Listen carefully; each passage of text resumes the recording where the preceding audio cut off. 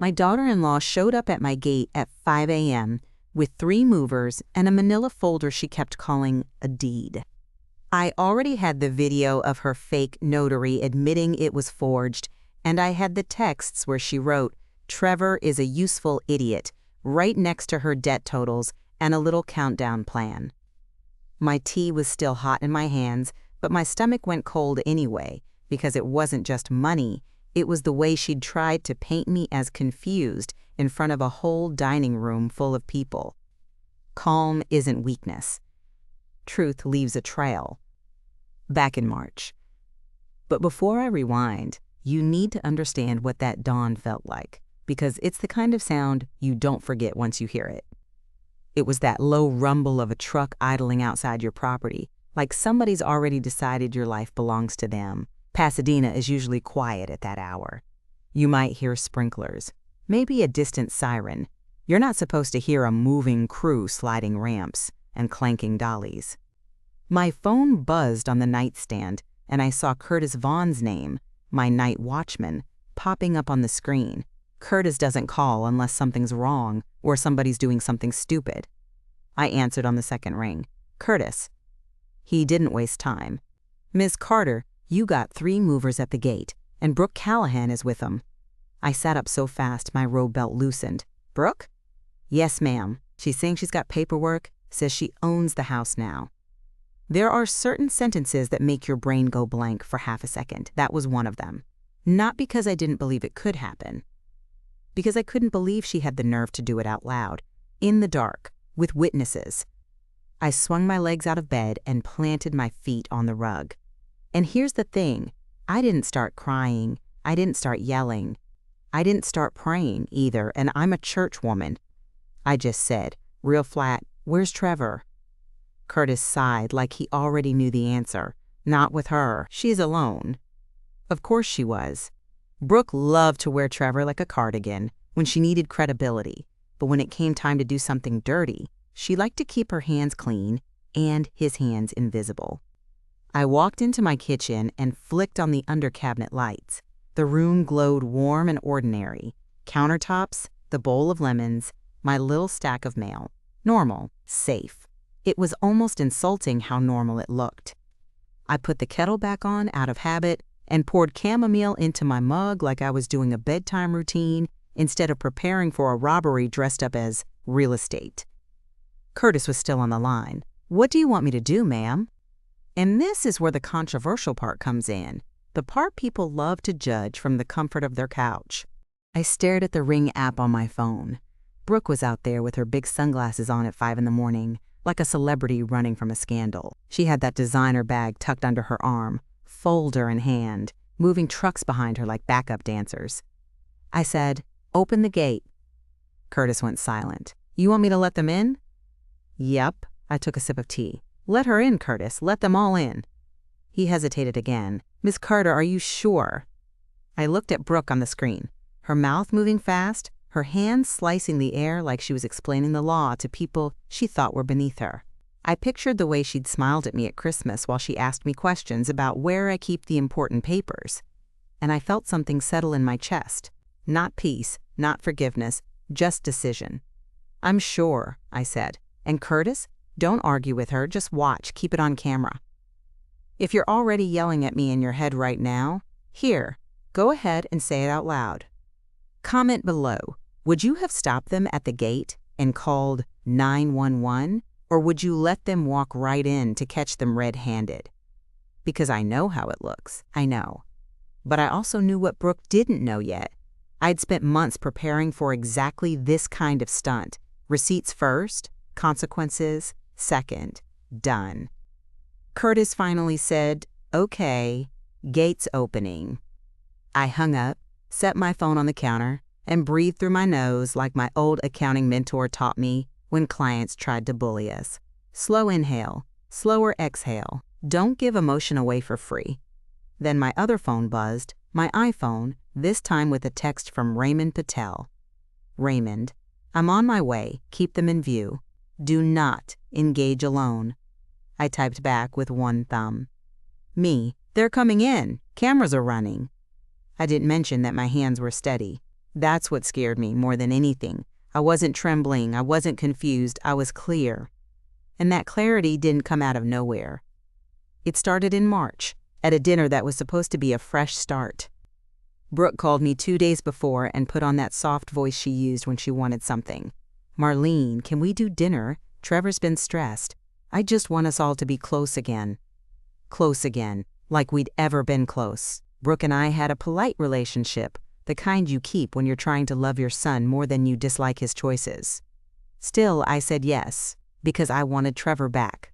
I wanted my kid. I didn't want to be the mother-in-law from a joke. The dinner was at a private club in Pasadena, one of those places with white tablecloths and servers who call everybody sir, even when they're lying to your face. Brooke picked it. Of course she did. She liked settings that made her feel important. When I walked in, I saw the setup right away. It wasn't just Brooke and Trevor. There were extra people, 2 couples I didn't recognize, and a man Brooke introduced as a friend who knows legal stuff. Legal stuff. That's how she said it. Like law was a hobby. Trevor stood when I approached the table, and for a second I thought, okay, maybe this is real. Maybe he missed me. His face was tired, like he'd been sleeping badly. He hugged me, quick and stiff. Brooke stayed seated and smiled up at me like I was a customer she planned to upsell. "Marlene, you look great." I sat down and immediately felt the energy shift. Those strangers' eyes were a little too attentive, like they were waiting for me to forget my own name so they could take notes. The conversation started normal: weather, traffic, some nonsense about a new coffee place near Colorado Boulevard. Brooke laughed at her own jokes. Trevor barely spoke. Then Brooke reached across the table and patted my hand. That's when I knew she was about to do something. "I've been worried," she said, loud enough for everyone to hear, "about you." I pulled my hand back like the tablecloth suddenly burned. "Worried about me?" She turned to the strangers like she was inviting them into a group prayer. Sometimes Marlene seems a little forgetful, and that's not a criticism. It's just, age. I felt my face get hot so fast it surprised me, not because I'm sensitive, because it was so calculated. Trevor's eyes dropped to his plate. Brooke kept going. "We just want to make sure you're protected. There are options, things like, legal safeguards, so nobody takes advantage of you." I almost laughed. I didn't, but it sat right there, bitter on my tongue. Nobody takes advantage of me. That was rich coming from her. The legal stuff guy leaned in like he'd been waiting for his cue. "A conservatorship can be a very compassionate measure," he said, like he was recommending vitamins. "Concern is a weapon."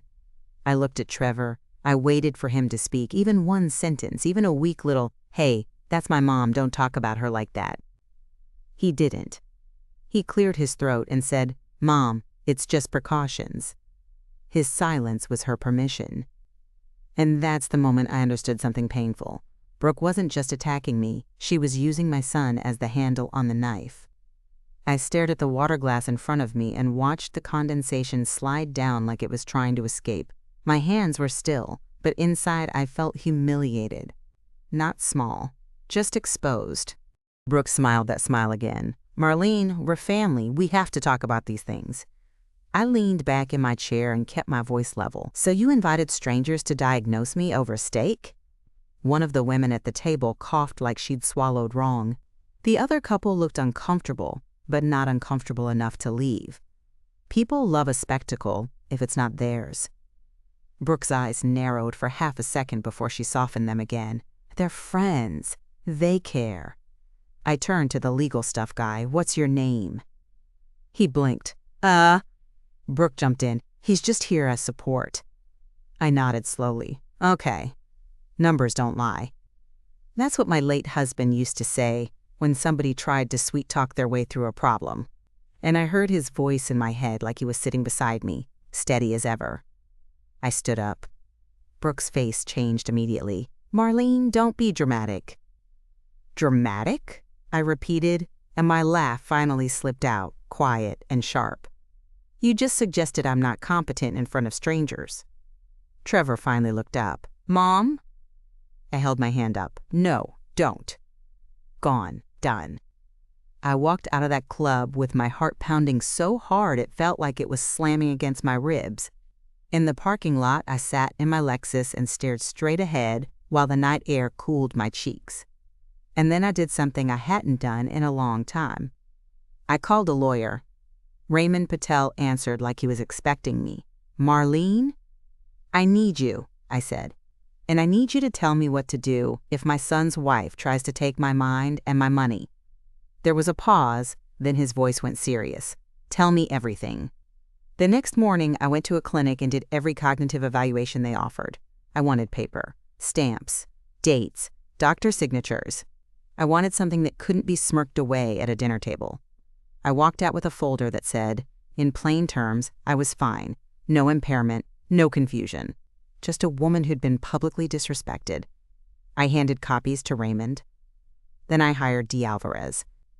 Dee met me at a coffee shop near Old Town Pasadena and slid into the booth like she belonged there. No makeup, practical jacket, eyes that didn't miss anything. She asked one question and it told me everything about her. "Do you want truth?" she said, "or do you want peace?" I stared at my coffee. "Truth." Dee nodded like that was the right answer. "Okay, then we build a record, and we wait for her to make it undeniable. Let her talk." That became our approach. We started simple, recording calls, saving texts, documenting every friendly suggestion Brooke made about my estate. I kept my iPhone on the counter with the voice memo running anytime Brooke visited. I installed Arlo cameras inside. Nothing weird, just what any older woman living alone might do for safety. And the funny thing, Brooke never questioned it. She loved cameras when she thought they'd make her look good. Around Christmas, months before that club dinner, Brooke had already started poking the bear. She'd sat at my table with a sugar cookie smile and said, "A lot of families do early inheritance now, to avoid estate taxes." Trevor backed her up, like he was reading from her script. "It's practical, Mom."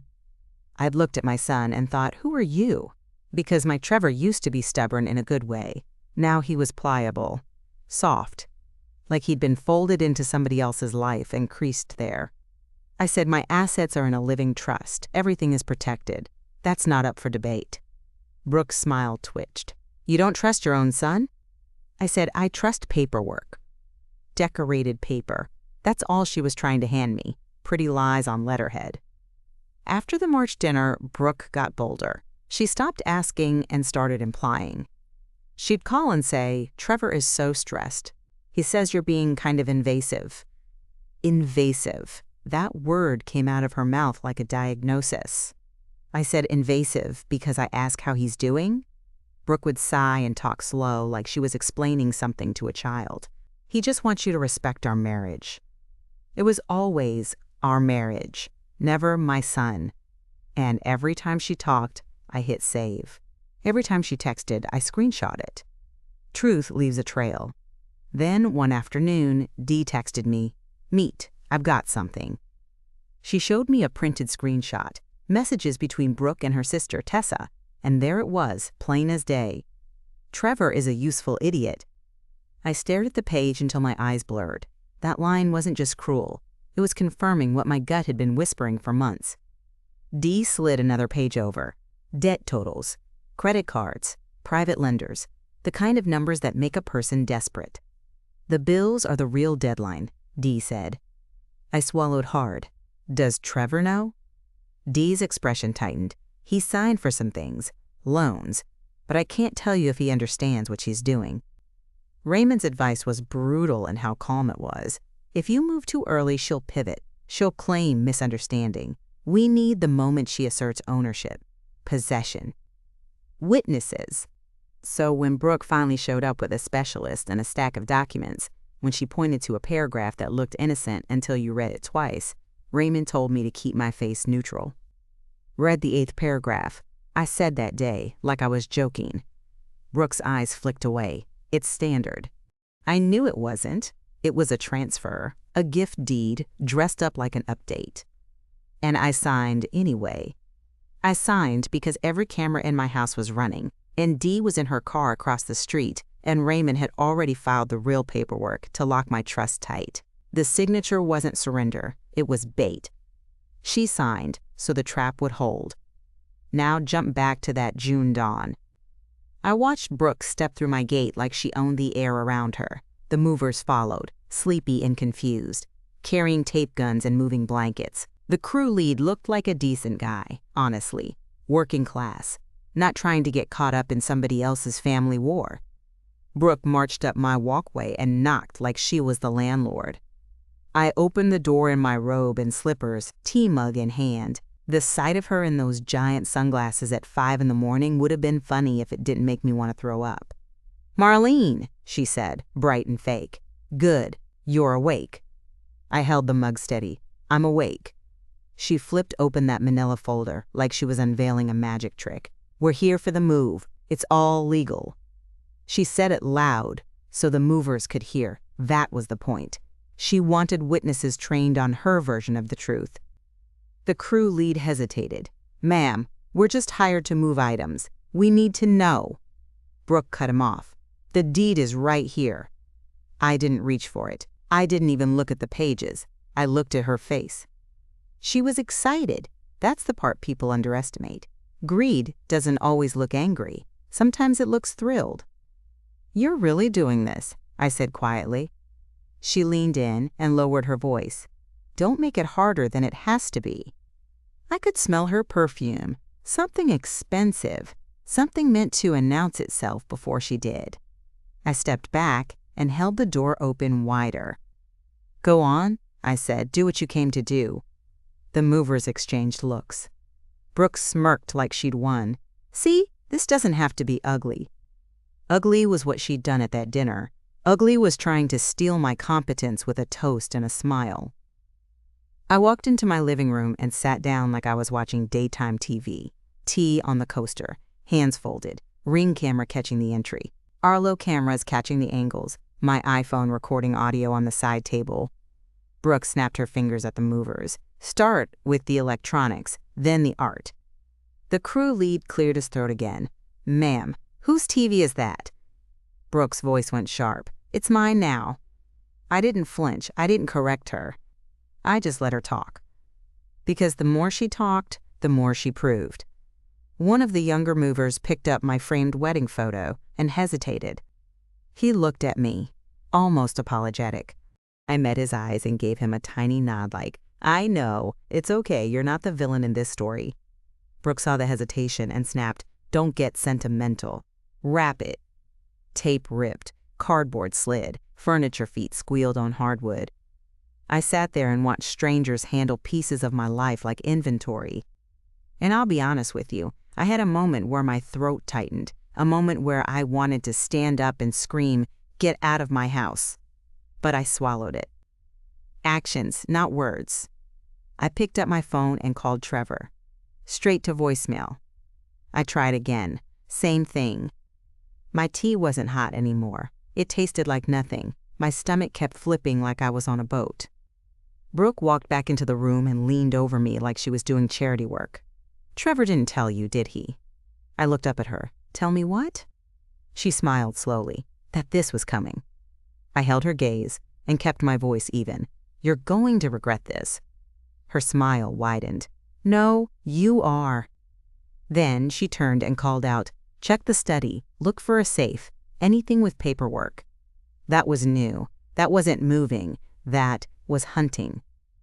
The crew lead froze. "Ma'am, that's—" Brooke cut him off again. "I'm paying you. Do your job." He looked at me, conflicted. I looked back at him and said, "Just do what she says." Because every word she gave them was another brick in the wall she was building around herself.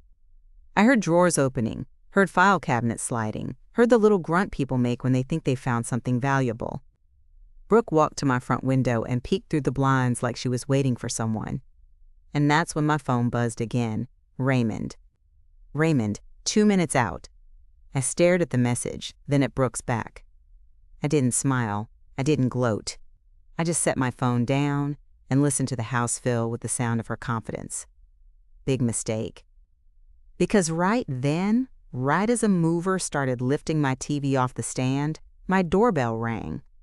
Not a polite ring, a firm, decisive one. Brooke's head snapped toward the door.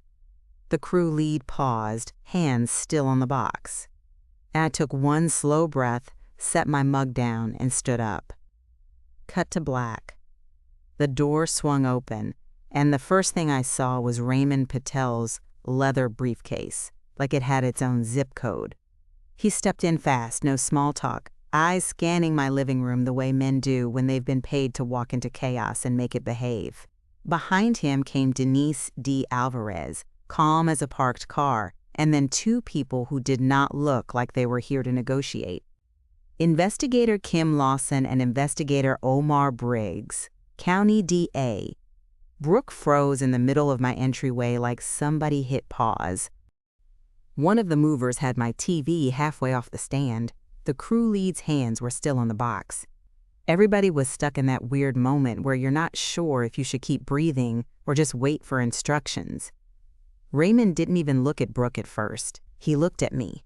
"You okay?" he asked. I nodded once. "I'm fine." I wasn't fine, but I was upright. That counted. Kim Lawson held up a badge just long enough for the movers to see it and decide they suddenly had someplace else to be. "Ma'am," she said to Brooke, sharp and professional, "we need you to step away from the property and keep your hands where we can see them." Brooke's mouth fell open like she wasn't used to being spoken to like that.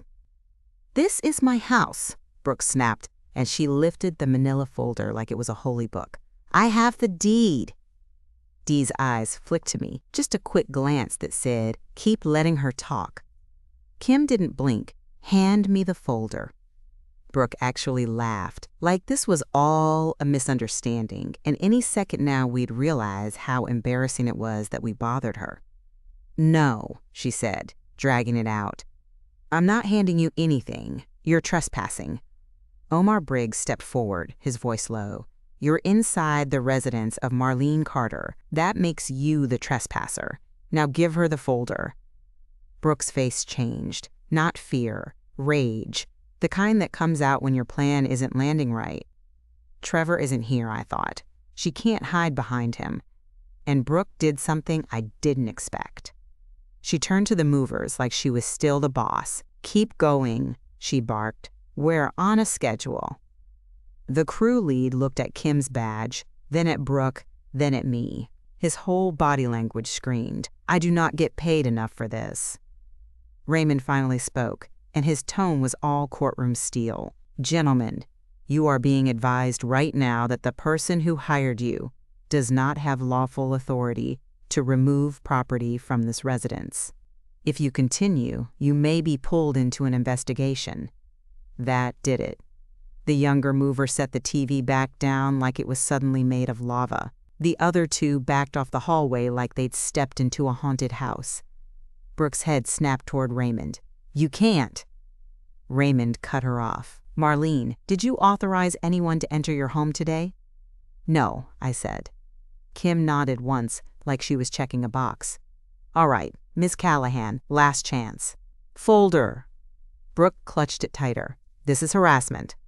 Dee stepped closer, and her voice stayed quiet, almost friendly. "Honey, you brought the paperwork to the crime scene. That's generous." Cold truth. People like Brooke don't hear warnings. They hear challenges. She started backing up, still holding the folder, eyes darting toward the door like she was measuring her exit. Omar moved sideways to block it without touching her. Kim kept her gaze locked. And then Brooke did the dumbest thing she could have done. She thrust the folder out toward Kim, but not to hand it over. More like she was trying to shove it into her chest and push past. The folder bent. Papers slid out. Stamped copies fluttered to the floor. Kim caught the folder, Omar stepped in, and Brooke's shoulder bumped his arm. That was enough. "Ma'am," Omar said, voice flat, "stop moving." Brooke threw her hands up. "Don't touch me. You're assaulting me." Nobody touched her, not even close. Truth doesn't need volume. Kim held the folder in one hand and used the other to gesture toward my sofa. "Miss Carter, can you sit? I want to ask you a few quick questions while we secure the documents." I sat on the edge of the cushion, robe still tied, tea mug abandoned on the coaster like my old life. Kim opened the manila folder and started flipping pages with gloves on, like she'd done this 1,000 times. She didn't react outwardly, but I watched the muscles in her jaw tighten.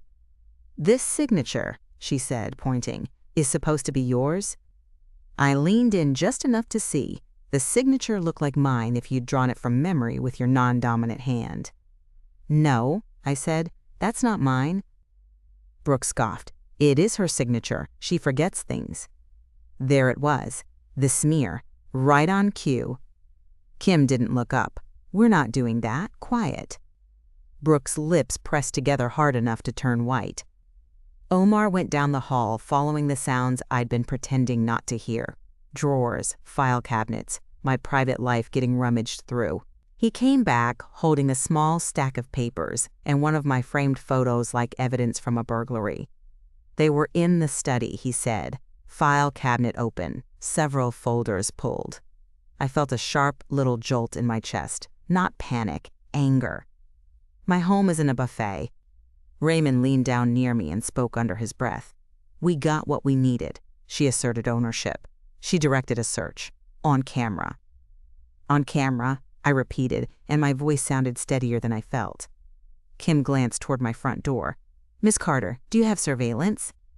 I swallowed. Ring doorbell. 2 Arlo cameras inside. Dee reached into her pocket and tossed me my iPhone, already unlocked, like she'd been holding it while I sat there. "Pull it up," she said softly. "Let's give them the picture." My fingers didn't shake. I opened the Arlo app and tapped through to the living room feed. There we were, all of us, in the same frame. Brooke's Range Rover keys swinging from her hand, the movers hovering, Raymond's briefcase, Kim and Omar owning the room. And I could see the hallway camera too, clear as day, Brooke instructing the movers to search my study for a safe. Kim's eyes narrowed just a fraction. "We'll need copies of this footage." "You'll get them," Raymond said. Brooke's chin lifted. "This is ridiculous. Trevor will fix this. He's my husband. He's her son. She can't do anything without ruining her own family." I stared at her. That was the part that still hurt, if I'm being honest. She really believed I'd choose silence over survival. Blood doesn't mean permission. Kim closed the folder and held it at her side like a weapon she knew how to use. "Miss Callahan, you need to step outside with Investigator Briggs while we continue. You're not free to leave." Brooke's eyes went wide. "Excuse me?" Omar's voice stayed even. "Outside, now." She looked around like she expected someone to stop this, like Trevor would appear out of thin air and make it all go away. Nobody moved for her. And I'm going to say something ugly here. The first time Brooke looked small, it wasn't satisfying. It was just revealing, like watching a bully realize the teacher's been standing behind them the whole time. She walked outside with Omar, still talking, still trying to spin it. Kim stayed inside with Raymond and Dee and me. Kim sat across from me and clicked a pen. "Ms. Carter, when did you become aware Miss Callahan might be attempting to take control of your property?" Raymond started to answer, but Kim held up a hand. "I need it from her," in her words. I took a slow breath. "March," I said, "at a dinner where she implied I was mentally unfit. That was the first time she did it in public." Kim nodded. "Any threats? Any texts?" Dee leaned forward and slid her phone across the coffee table, already pulled up, a screenshot. Brooke to her sister Tessa. "Trevor is a useful idiot." Kim stared at it. "You have date and timestamps?" Dee tapped the screen. "Full thread, cloud backup. We can provide device extraction if needed." Brooke's own words. "Clean and ugly." Kim looked at me again. "Any financial anomalies? Missing funds? New accounts?" And that question landed heavier than anything else, because the truth was, I'd been so focused on the house and the conservatorship talk that I hadn't dug into my banking the way I should have. I hated admitting it. "I don't know," I said. "My accounts are with Chase. I monitor them, but—" Dee made a small sound in her throat, like she'd been waiting for this part. "Actually," Dee said, "we do know something." She reached into her bag and pulled out a folded sheet of paper, crisp like it came straight from a printer. A Chase alert printout.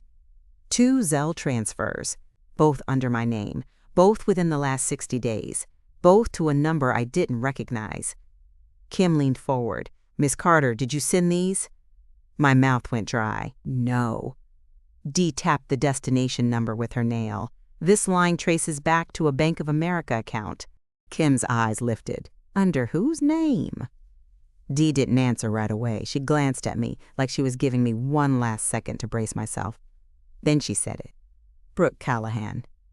My stomach went cold again, the same way it had at 5 a.m., except this time it sank deeper. So it wasn't just my home. It was my money, too.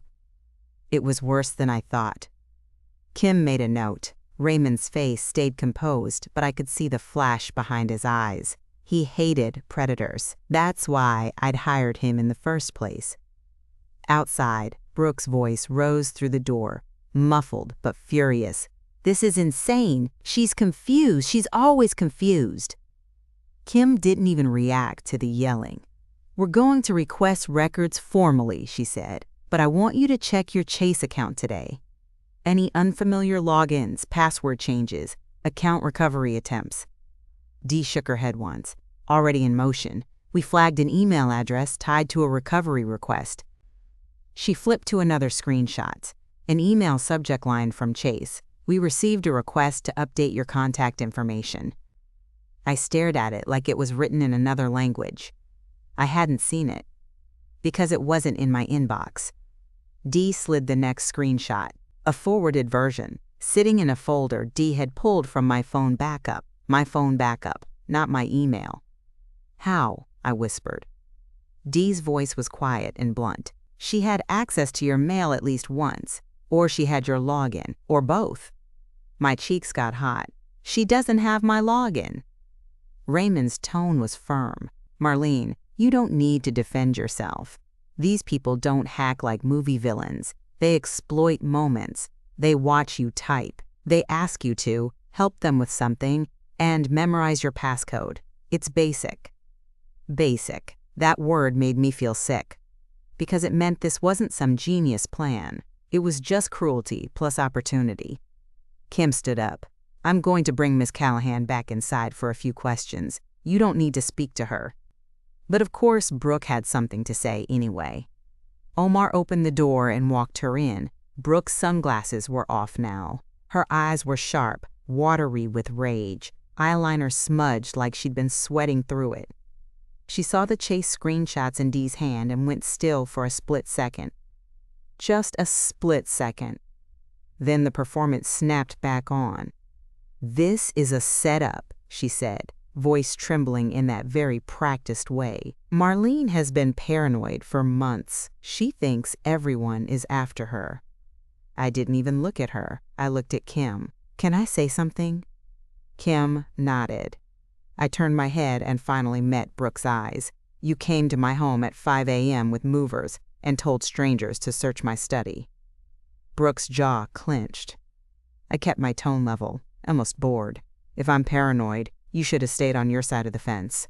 Brooke's voice went high. "Trevor told me he was worried about you. He said you were spiraling." And there it was again, using my son as cover. Kim's pen stopped. "Miss Callahan, did Mr. Carter instruct you to remove property from this residence?" Brooke hesitated. He knew I was handling it." Kim's face didn't change. "That's not an answer." Brooke looked at Raymond like he was the villain. "You're poisoning her against her family." Raymond didn't flinch. "You forged her signature." Brooke laughed, sharp and fake. "Prove it." Kim tapped the folder. "We will." Dee leaned back against the wall, arms crossed. "You brought your own proof, sweetheart." "Thanks." Brooke's eyes flicked to the Arlo camera in the corner of the room. I saw her notice it. I saw the realization that she'd walked into a house full of eyes. And you know what? She didn't look scared. She looked insulted, like she couldn't believe I'd dared to protect myself. Kim closed her notebook. "Miss Callahan, you're going to come with us for further questioning." Brooke's head snapped. "Am I under arrest?" Omar said, "You're being detained." Brooke whipped around toward me, voice dropping into something mean and intimate. "Trevor is going to hate you for this." I stared at her and said the truest thing I'd said all morning. He should. That made her flinch more than the badges did. Some lines don't come from anger. They come from clarity. Omar guided Brooke toward the door. She kept talking the whole way, trying to throw words like bricks. "You're gonna die alone," she hissed, loud enough for the movers to hear. "You're gonna lose him." I didn't respond. I didn't give her that satisfaction. Silence is a verdict. When they walked her out, the movers stood frozen like they weren't sure if they should apologize to me or just evaporate. The crew lead cleared his throat. "Ma'am, I'm sorry. We were told." "I know," I said, and my voice softened just a little. "You did what you thought was a job. It's not on you." He nodded, relief washing over him. They gathered their supplies fast and got out of my house like it might bite. The second my door shut, my body finally did the thing it had been refusing to do. My knees went weak. I sat back down hard on the sofa and pressed my fingers to my forehead like I could physically hold myself together. Raymond sat on the coffee table edge, close but not crowding me. "You did well," he said. Dee handed me a bottle of water like she'd packed it for this exact moment. "Sip," she ordered. I took a drink and felt my throat unclench. Then my iPhone buzzed again. A missed call. "Trevor." And I swear, my chest tightened like I'd been punched. Raymond watched my face. "Answer it," he said quietly, "but put it on speaker." I hit accept. Trevor's voice came through, sharp and panicked. "Mom? What the hell is going on? Brooke is texting me saying you called the DA on her." I stared at my living room, my sofa cushions slightly shifted, my file cabinet still ajar, my wedding photo lying sideways on the table like even it had gotten knocked off balance. "I didn't call the DA," I said. "They're here because she came to my house with movers." Trevor exhaled hard. "That's not what she said." "Of course it wasn't." I kept my voice steady. "Trevor, did you know she was coming here at 5 in the morning?" He hesitated, just long enough. That hesitation told me everything. My hand tightened around the water bottle. "Trevor." He rushed out an answer. "She told me she was going to talk to you. She said you were being stubborn about paperwork and—" "And what?" I asked. He went quiet again. Dee leaned in and mouthed, "Ask about the money." I swallowed. "Trevor, did you authorize any Zelle transfers from my Chase account?" "What?" His voice cracked like that caught him off guard for real. "No. What are you talking about?" I looked at Dee, who slid her phone toward me again with the Chase printout visible. 2 transfers. My name, not my consent. Trevor's breathing got loud through the speaker. "Mom, I swear to God, I didn't." "Then listen to me," I said, and my voice finally shook a little. Not with fear, with fury. "Your wife stole from me. She tried to steal my house. She tried to turn people against me like I'm some confused old lady. And you have been standing there letting her." He started talking fast. "Mom, you don't understand. She's been under pressure. Her parents, Harold and Janice, keep calling us, and the bills." The bills. So he did know about the debt. Maybe not all of it, but enough. My stomach twisted. "So you thought the solution was to take mine?"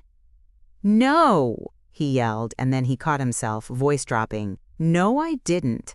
I never wanted that." I closed my eyes for a second, because hearing your grown son sound scared is its own kind of pain. Here's the thing. I love Trevor. I do. But love doesn't erase consequences. I opened my eyes. "Where are you?" "At the site," he said, like he wasn't even sure he should tell me. "I'm in my truck." "In Pasadena?" I asked. "Yes." "Then come to my house," I said. "Right now, alone." He hesitated. "Mom." "Alone," I repeated. "If you show up with Brooke's parents or a lawyer she found on Google, I'm not opening the door." Raymond nodded once, approving. Trevor's voice went small. "Okay, I'll be there in 20. I ended the call before he could talk himself out of it. Dee exhaled through her nose. "He's in deep." Raymond stood up and paced a step, phone already in his hand. "We need to move quickly. Today isn't the end, it's the beginning." I looked up at him. "What happens now?" Kim Lawson had left a card on my counter. I picked it up and read the contact info like it was a lifeline. Raymond's tone turned practical. "Now we lock everything.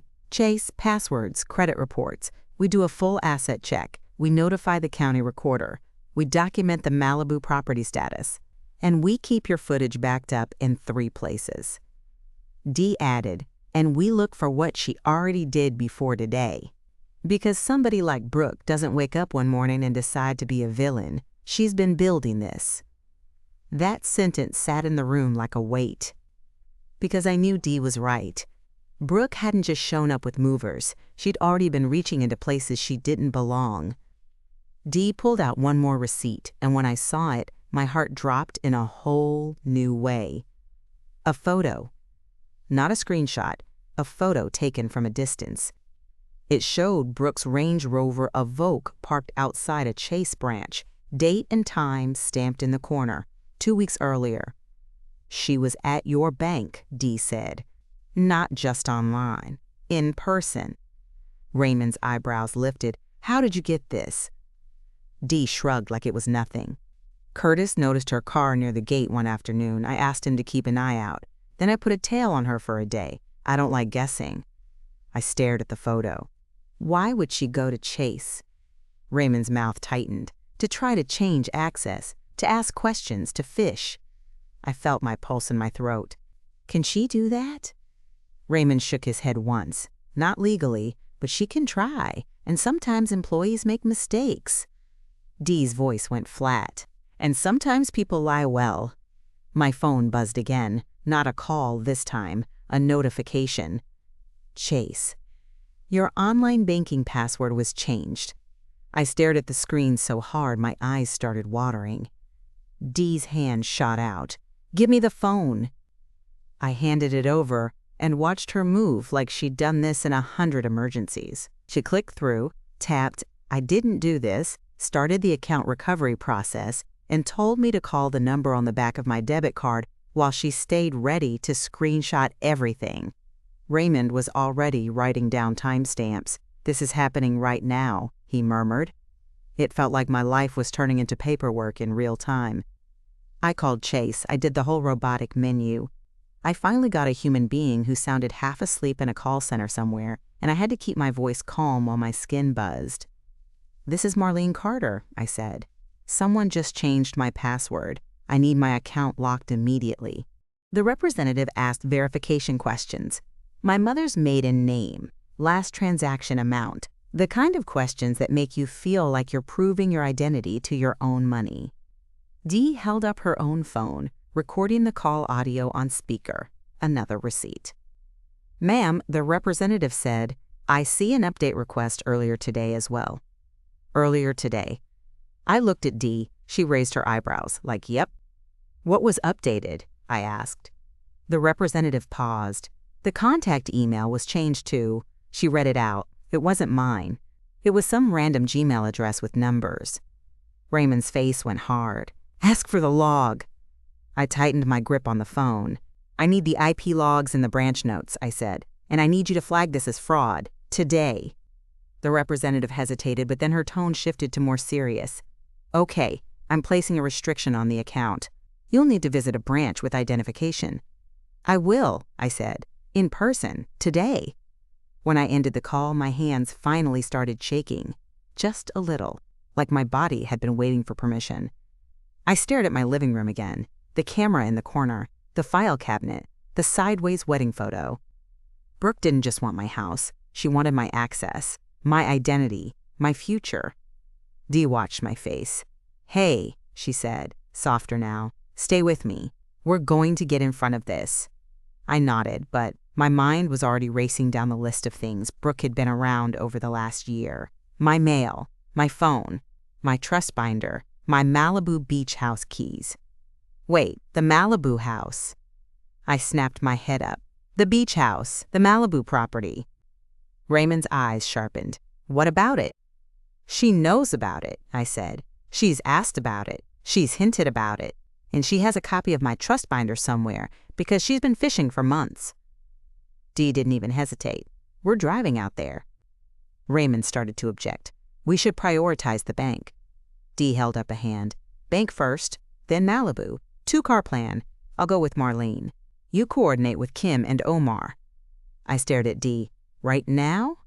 Dee nodded. Right now. I stood up and realized my legs were steadier than my thoughts. I went to my bedroom and changed into jeans and a cardigan like I was going grocery shopping, instead of trying to stop a hostile takeover of my own life. I slipped my iPhone into my purse, grabbed my car keys, and paused at the mirror. I looked tired, older than I'd felt last week, but my eyes were clear. I walked back into the living room and saw Dee already pulling footage backups onto a drive connected to my MacBook Air. Raymond was on the phone with Kim Lawson, voice clipped and precise. He was in his element. And then the doorbell camera alert popped again. Movement at the gate. My heart jumped, but when I checked the ring feed, it wasn't Brooke. It was Trevor. He pulled up in his Toyota Tacoma, stopped at the curb, and sat there with his hands on the steering wheel like he was bracing for impact. He didn't get out right away. He just sat. And then, like the universe has a sixth sense of timing, another car pulled up behind him. A beige sedan I didn't recognize. A woman stepped out holding a folder. Not a lawyer folder, not a bank folder. Court folder. She walked up my driveway like she'd done it 100 times, straight posture, purposeful steps, and she stopped at my door. She didn't ring right away. She checked a name on a paper, looked at my house number, and then finally pressed the button. I opened the door just enough to talk through the gap. Yes? She smiled politely, that professional smile people use when they're about to ruin your day. Marlene Carter? Yes? I'm a registered process server, she said. I have legal documents for you. Trevor's head snapped up from the curb like he heard her words through the air. Dee came up beside me instantly, eyes narrowed. The process server held out the packet. Top page. Big, bold text. Petition for appointment of conservator. My vision tunneled for a second. Because that meant Brooke wasn't done. She was speeding up. And the worst part? Trevor didn't look surprised. He looked ashamed. The next time I tell you what was inside that packet and whose signature was on it, just know this. I stopped playing defense that day. I took the packet with 2 fingers like it was wet paint. The process server didn't look mean. She looked tired, like she'd handed people bad news all week, and mine was just another stop before lunch. Can you confirm your name for my records? She asked, pen poised. Dee stepped forward, close enough that her shoulder brushed mine. She's confirmed. That's plenty. Leave the proof of service with me. The woman hesitated, then nodded and handed Dee a second sheet. Dee tucked it away without even glancing down, like she already knew exactly what it said. Trevor finally got out of his Toyota Tacoma. He didn't jog. He didn't rush like a son who's worried about his mom. He walked up the driveway slow, eyes fixed on the ground, like he was approaching a funeral. He stopped at the edge of my walkway and looked up at me. "Mama," he said, voice rough, "I didn't know she was doing this today." Dee made a sound through her nose that wasn't quite a laugh. I didn't answer him right away. I stepped back inside, closed the door, and set the packet on my entry table. My hand stayed steady, but my skin felt tight, like my body was trying to hold everything in at once. Raymond's voice came from the living room. "What is it?" Dee walked the packet over to him like she was handing over a weapon. "A conservatorship petition." Raymond's face didn't change much, but his eyes sharpened. "All right, let's see." He opened it, flipped the first few pages, and then stopped. He didn't say anything for a full second. That silence made my stomach twist harder than any yelling ever could. "What?" I asked. Raymond tapped the signature line with his finger. "There's a declaration attached." Dee leaned over his shoulder. "From who?" Raymond turned one page. "A physician, or someone claiming to be." My throat went dry. A doctor thinks I'm incompetent? Raymond's mouth tightened. That's what they're alleging. Dee didn't blink. Alleging is free. Raymond slid a page out and held it up so I could see it. It was formatted like a real court filing. Name, case number, county. A neat paragraph about observed cognitive decline. A recommendation for appointment of conservator for my personal needs and estate. Then I saw a name near the bottom. Not mine. Trevor Carter. It wasn't just typed, it was signed. And for a second, the room tilted. I stared at that signature until my eyes started to sting. Trevor's handwriting has always been distinctive. He used to sign permission slips for school trips, messy but confident, like he wasn't afraid of the ink. This signature looked like his. My son had put his name on a document asking a judge to take my rights away. The air went thin. My chest felt like it couldn't decide whether to explode or collapse. Trevor's voice floated in from outside, muffled through the door. "Mom, please open up." Raymond looked at me, and his voice turned gentle in a way I hadn't heard yet. "Marlene, breathe." Dee's tone was flat. "Don't let him talk you into a story before you see the whole file." I forced air into my lungs. Once, twice. Then I made a decision that surprised even me. I opened the door. Trevor stepped inside like he expected to be slapped. He didn't look at Dee. He didn't look at Raymond. He looked straight at me. "Mama, I swear," he started. "Stop," I said, and my voice came out calm enough to scare him. "Don't swear anything yet." His mouth shut. He swallowed hard. Raymond held up the signature page. "Trevor, did you sign this?" Trevor's eyes flicked to it. And there it was. The tiniest flinch, like his body recognized it before his mouth could form a lie. He exhaled. I signed something." Brooke said it was. Dee cut in, sharp. "It was what? A permission slip?" Trevor's face tightened.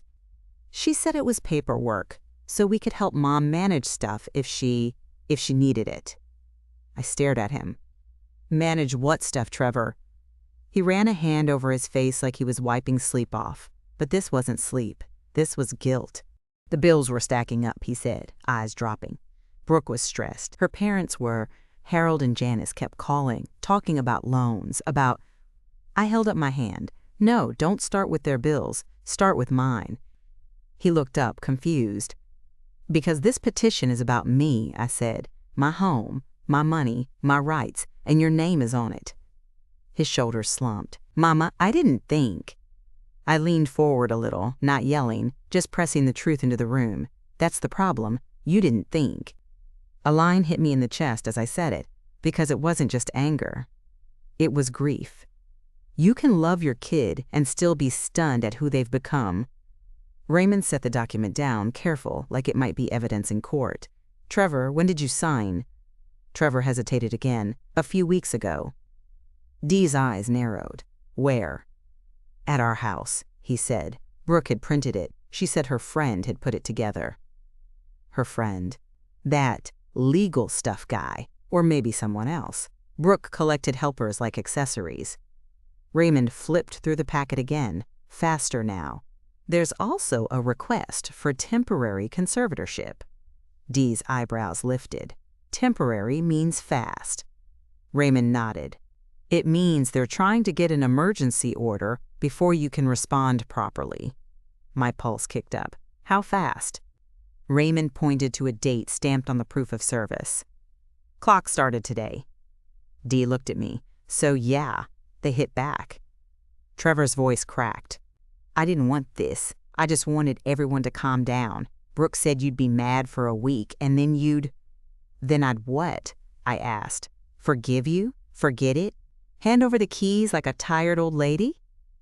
Trevor's eyes filled, and I hated that part of me softened.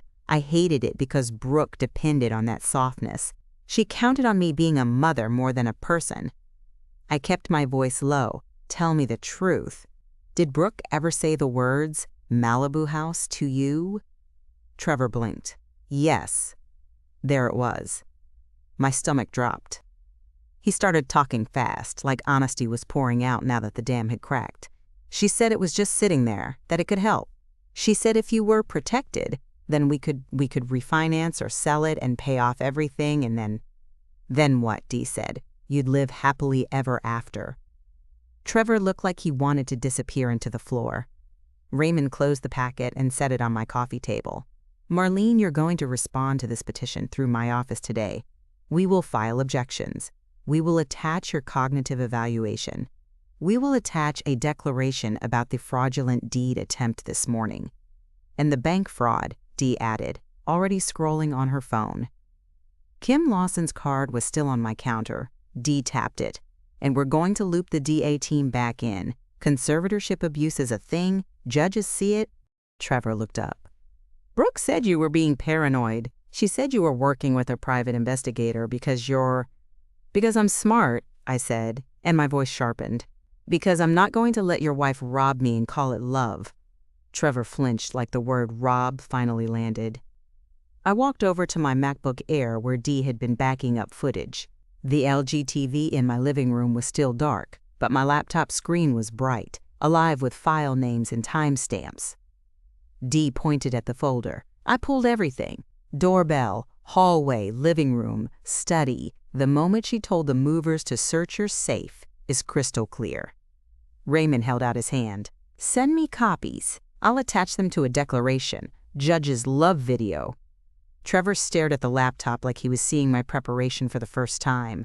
Mom, you recorded all this? I didn't look at him. I documented it.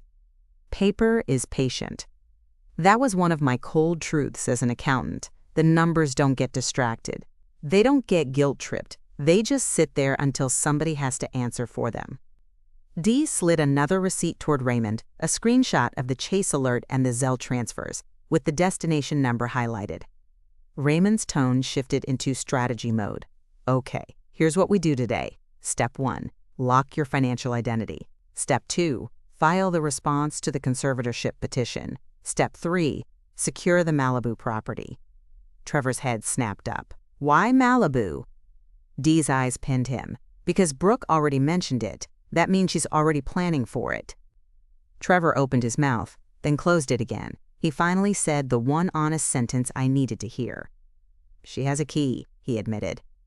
My heart punched against my ribs. What? I said, too sharp. Trevor's voice went small. I gave her the spare last year. She said it was for emergencies. Dee tilted her head, slow. Emergency, financial. My hands went numb for a moment. I stared at Trevor like he was a stranger wearing my son's face. You gave her a key to my Malibu house, I repeated, and I could hear my voice shaking now. And didn't think to tell me? Trevor's eyes filled. I didn't think she'd. Raymond interrupted, firm. Trevor, stop guessing about what she would or wouldn't do. Tell us what she has access to. Trevor swallowed. She knows where you keep the trust binder. She's seen it on your bookshelf. Dee's eyebrows lifted. How? Trevor winced. She helped you decorate. She was in the study, remember? She said she liked your organization. My mouth tasted metallic. Brooke didn't like my organization. She liked my vulnerability. I sat down, hands pressed to my knees. I could feel my pulse in my fingertips. Raymond crouched a little so he was closer to my eye level. Marlene, you're not losing today. Today is evidence. Dee leaned against the wall, arms crossed, and we're going to make her regret every minute of it. Trevor looked between us, terrified. Are you going to press charges? I met his eyes for the first time since he walked in. I'm going to protect myself, I said. If she gets hurt by the truth, that's her problem. Truth isn't cruel, it's just clean. Dee's phone buzzed with a text. She glanced down and her face changed. Subtle, but I caught it. What? I asked. Dee looked at me. Kim Lawson. She turned the screen so I could see. Kim, FYI, Brooke's already claiming elder abuse. She says you threatened her. She also claims she has documentation of your mental instability. Be prepared. I stared at the message, heat rushing up my neck. Elder abuse? Dee nodded once. Classic. When they're caught, they flip the script. Raymond stood up, already moving. We need to be careful with every interaction from now on. Everything in writing. Everything documented. Trevor's voice cracked. She's going to say you're abusing her? Raymond's gaze turned hard. She's going to say whatever gets her leverage. Dee tapped her phone. I'm calling Curtis. She put the call on speaker. Curtis answered fast. Ms. Alvarez, Curtis said. I was just about to. Curtis. Dee cut in. Did Brooke come back to the gate after she left? Curtis's voice was tense. Yeah, about 20 minutes ago. She wasn't alone. My stomach clenched. Who was with her? Curtis hesitated. Her parents, the Callahans, Harold and Janice. They were in a beige sedan. Of course. Curtis kept going. They were arguing with the DA folks outside. They kept saying, we're family. She's confused. Then Brooke got on her phone and started recording the gate like she was filming content. Dee's mouth tightened. Did they enter? No, ma'am. Gate stayed closed. But Brooke told Harold to go to the bank anyway. I heard her. I felt my heart kick again. The bank. Raymond's eyes snapped to me. Chase. Dee ended the call and looked at Raymond. They're going to try to lock her out. Raymond didn't hesitate. Marlene, get dressed properly. We're going to the Chase branch. Dee, you go with her. I'm filing the emergency response and contacting Kim. Trevor stepped forward. I'll come. I can. No, I said, and the word came out colder than I expected. You can sit in your truck and think. Trevor froze. I didn't feel proud. I felt resolved. Because the truth is, I didn't know who he was aligned with yet. He was crying in my living room while his wife filed paperwork to take my rights. That's not neutral. That's chaos. Dee handed me my iPhone 14 Pro. Keys? She asked. I grabbed my Lexus keys off the hook by the door. Let's go. On the way out, Raymond touched my elbow. Marlene, he said softly, do not speak to Brooke if you see her. Not one word. I nodded. I won't. Then I paused and looked at Trevor one more time. If you want to be my son, I said quietly, start acting like it. He didn't answer. He just stared at the floor. Dee and I drove to the Chase branch on Lake Avenue in my Lexus, the morning light turning everything too bright, too ordinary. Pasadena went on like nothing had happened. People jogging with earbuds, a man watering his lawn, somebody walking a doodle like it was a baby. Meanwhile, my world felt like it was being peeled open in layers. In the parking lot, Dee turned to me. Okay, here's the play. You stay calm. You don't rant. You don't apologize. You say fraud. You say account takeover attempt. You say process server. I nodded, though my mouth was dry. We walked inside. The air conditioning hit my skin and made me shiver. A teller smiled and said, "Good morning," like this was any other day. We asked for a banker. We got a woman in a blazer who introduced herself and led us to a desk. I slid my ID across the surface. My accounts were targeted this morning, I said. There were unauthorized Zelle transfers and a password change. She nodded and started typing. Okay, let's take a look. Her expression shifted as she read her screen. I do see changes, and I see a note about attempted contact updates. I leaned forward. Who requested the updates? She hesitated, and my heart sank again, because hesitation in a bank is never good. Ma'am, she said carefully, there was an in-person inquiry 2 weeks ago. Dee's head tilted. In person? Who? The banker glanced at my ID again, then back to her screen. Someone presenting as you. My vision blurred for a second. She had my ID? I whispered. The banker shook her head. She didn't present your ID. She presented supporting information, enough to ask questions and attempt a contact change. Dee's voice went sharp. So you let a stranger attempt to change an elder client's contact info without ID? The banker's cheeks flushed. It was flagged. It didn't go through. We've already escalated to fraud. I gripped the edge of the desk. What did she look like? The banker hesitated again. We can't. Dee cut in, calm but firm. You can describe what your cameras show, and you can pull the branch manager.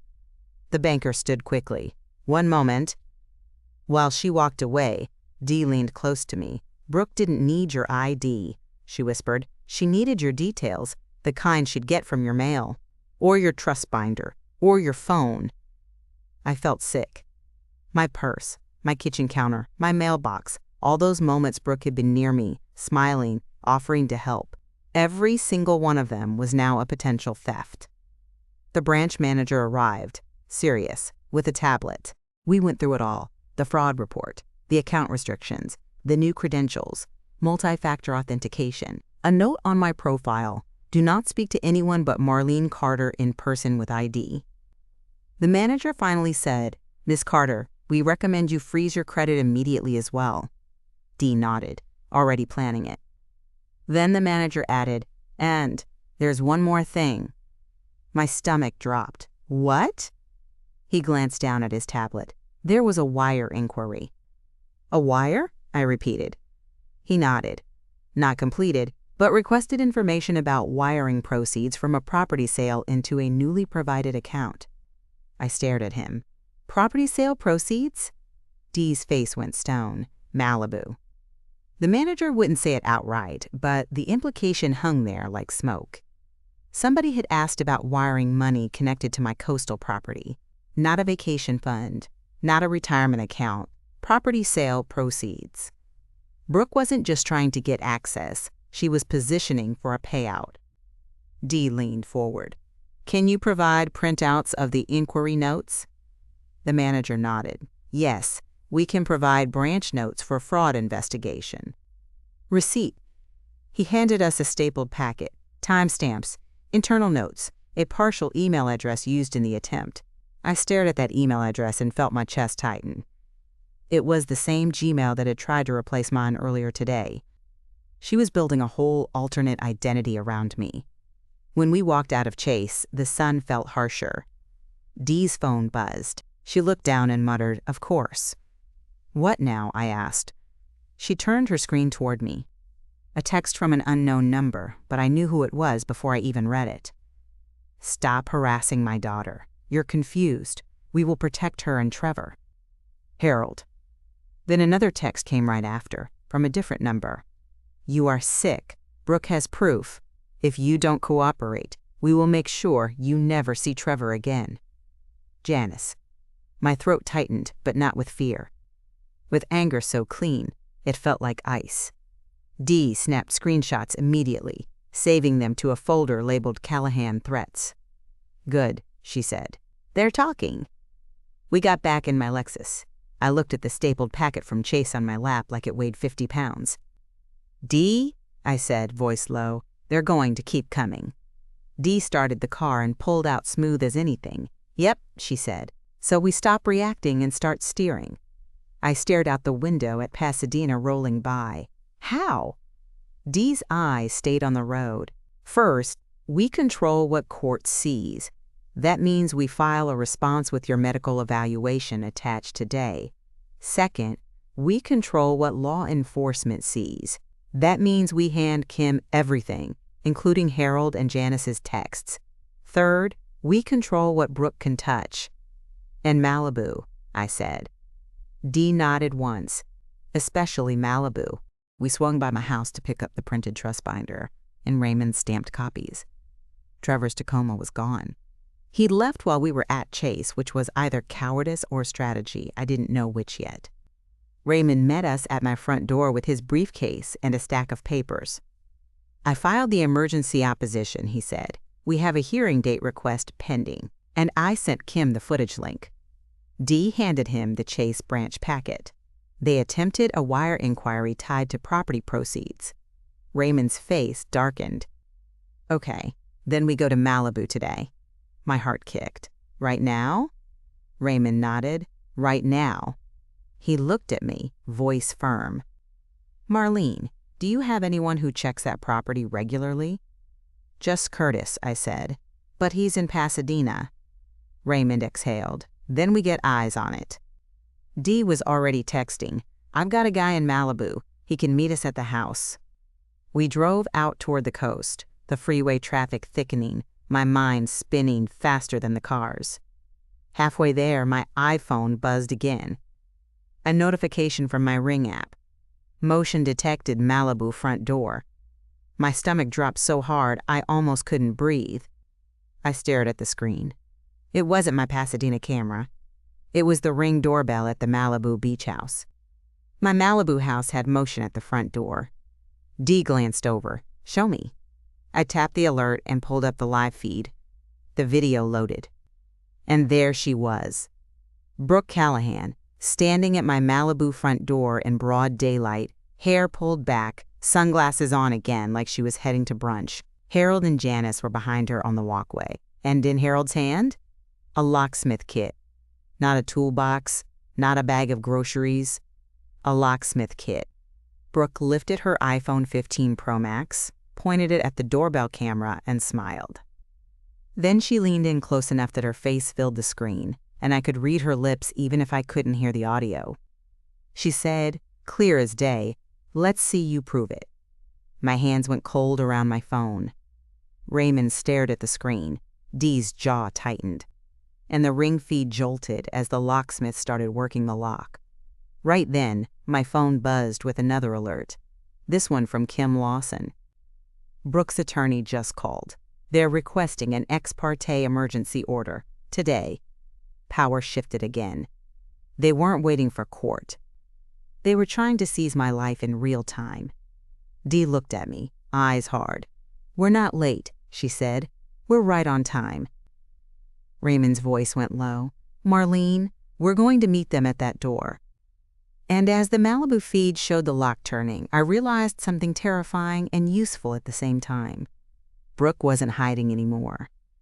She was confident, which meant she thought she had something in her hand that could beat evidence. And I was about to find out what it was.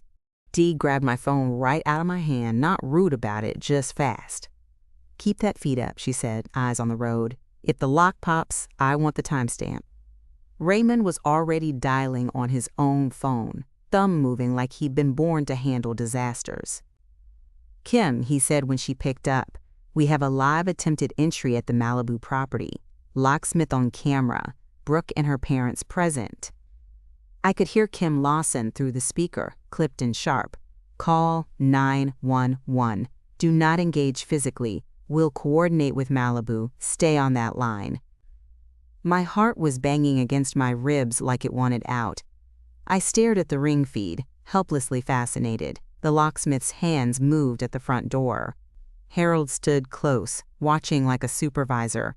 Janice kept looking up and down the street, like she was worried a neighbor might recognize her. Brooke was the only one who looked relaxed. She wasn't fidgeting, she wasn't whispering, she wasn't checking for cameras. She knew the camera was there. She'd smiled at it.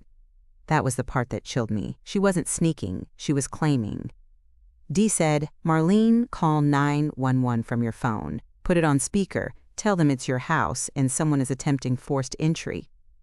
My hands were cold as I tapped the screen. The dispatcher answered with that steady, practiced tone that makes you realize emergencies are somebody else's Tuesday. 911, what's your emergency?" "This is Marlene Carter," I said, forcing my voice to stay level. "I'm the owner of a home in Malibu. I'm watching a live doorbell camera right now. My daughter-in-law, Brooke Callahan, is there with her parents and a locksmith trying to get in." The dispatcher asked for the address. Dee rattled it off from her notes like she'd memorized my life. Then came the question that made my throat tighten. "Do they have permission to be on the property?" "No," I said. "Absolutely not." Raymond leaned in. "Also state there's an active fraud investigation involving her, and she attempted entry at the primary residence in Pasadena this morning." The dispatcher didn't react emotionally, but her questions got more specific. "Are there any weapons visible?" I glanced at the feed again. Harold's hand was still near that kit. I couldn't see anything else. "Not that I can see," I said. "All right, deputies are being dispatched. Stay on the line." Dee's voice stayed calm, almost bored. "You hear that? Paper meets pavement." I wanted to laugh at that, but I couldn't. My jaw felt locked. We were still in the car, traffic thick, the ocean not yet in view, and my Malibu front door was on my phone screen like a hostage video. Then the feed jolted. The locksmith straightened up. His hand went to the doorknob. The lock turned. I sucked in a breath so hard it hurt. Brooke stepped forward, and she did a little half-turn toward the camera, like she wanted the moment captured. Then she pushed. The door cracked open. Dee didn't even swear. She just said, flat, "There it is." Something shifted inside me. It wasn't panic anymore. It was fury with direction. Stealing is bad. Breaking in is worse. Doing it while smiling for the camera? That's not desperation. That's entitlement. Raymond's voice got hard. "Keep the call going. Dispatch needs to know entry occurred." I spoke into the phone. "They're opening the door now. They're going inside." The dispatcher said, "Do not confront them.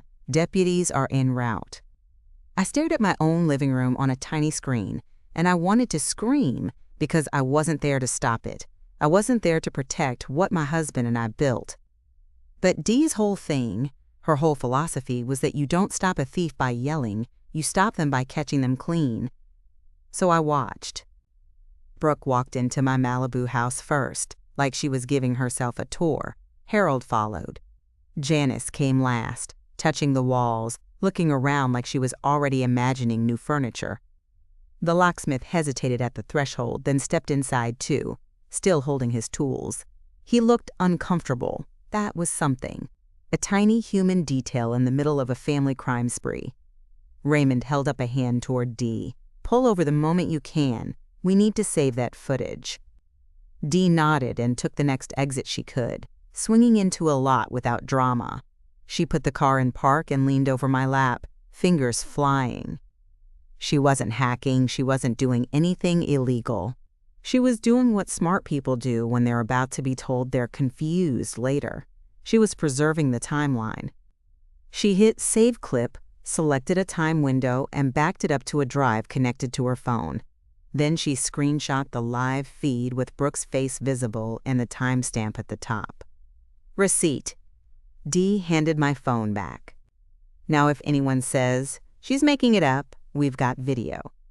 Raymond was still talking to Kim. "We also have the Chase branch notes and Zelle transfers," he said. "She's escalating." Kim's voice stayed calm, but there was steel under it. "Good. Keep everything. We may need to show a pattern of coercive control and fraud." I didn't like hearing my life reduced to legal phrases, but I liked the word "good," because that meant what Brooke was doing wasn't slipping through the cracks. It was landing. We got back on the freeway and kept moving. The ocean finally appeared in the distance, that bright, unreal California blue, like the world was mocking me with beauty. My phone buzzed again. A notification from my email. Not from Chase, not from Ring. From an unfamiliar address with a subject line that made my stomach drop. R.E. Emergency Conservatorship, today. I clicked it with a thumb that suddenly didn't feel like mine. It was a forwarded email chain, not sent to me, sent to an email address that was not mine, then forwarded. At the bottom of the thread was a note from someone calling themselves Brooke's attorney. "Per our call, we are proceeding ex parte. We will request temporary authority over Ms. Carter's person and estate. Please be prepared to present documentation of incapacity." And right under that, a reply from Brooke. "Already handled, doctor letter attached, Trevor signed." Trevor signed. My vision went tight. Dee leaned over to see it. Her face didn't change, but her eyes sharpened in a way I'd learned to respect. "Forward that to Raymond," she said. "Now." Raymond took my phone and sent it to himself instantly, then to Kim. "Good," he muttered. "This ties the petition directly to the break-ins. It shows intent." I stared out the window and felt my throat burn. My son's name had become a tool, a lever, something Brooke pulled like a handle. A cold thought slid into my head, simple and mean. Love didn't stop this. It enabled it. Dee drove faster once we hit the canyon roads, careful but determined.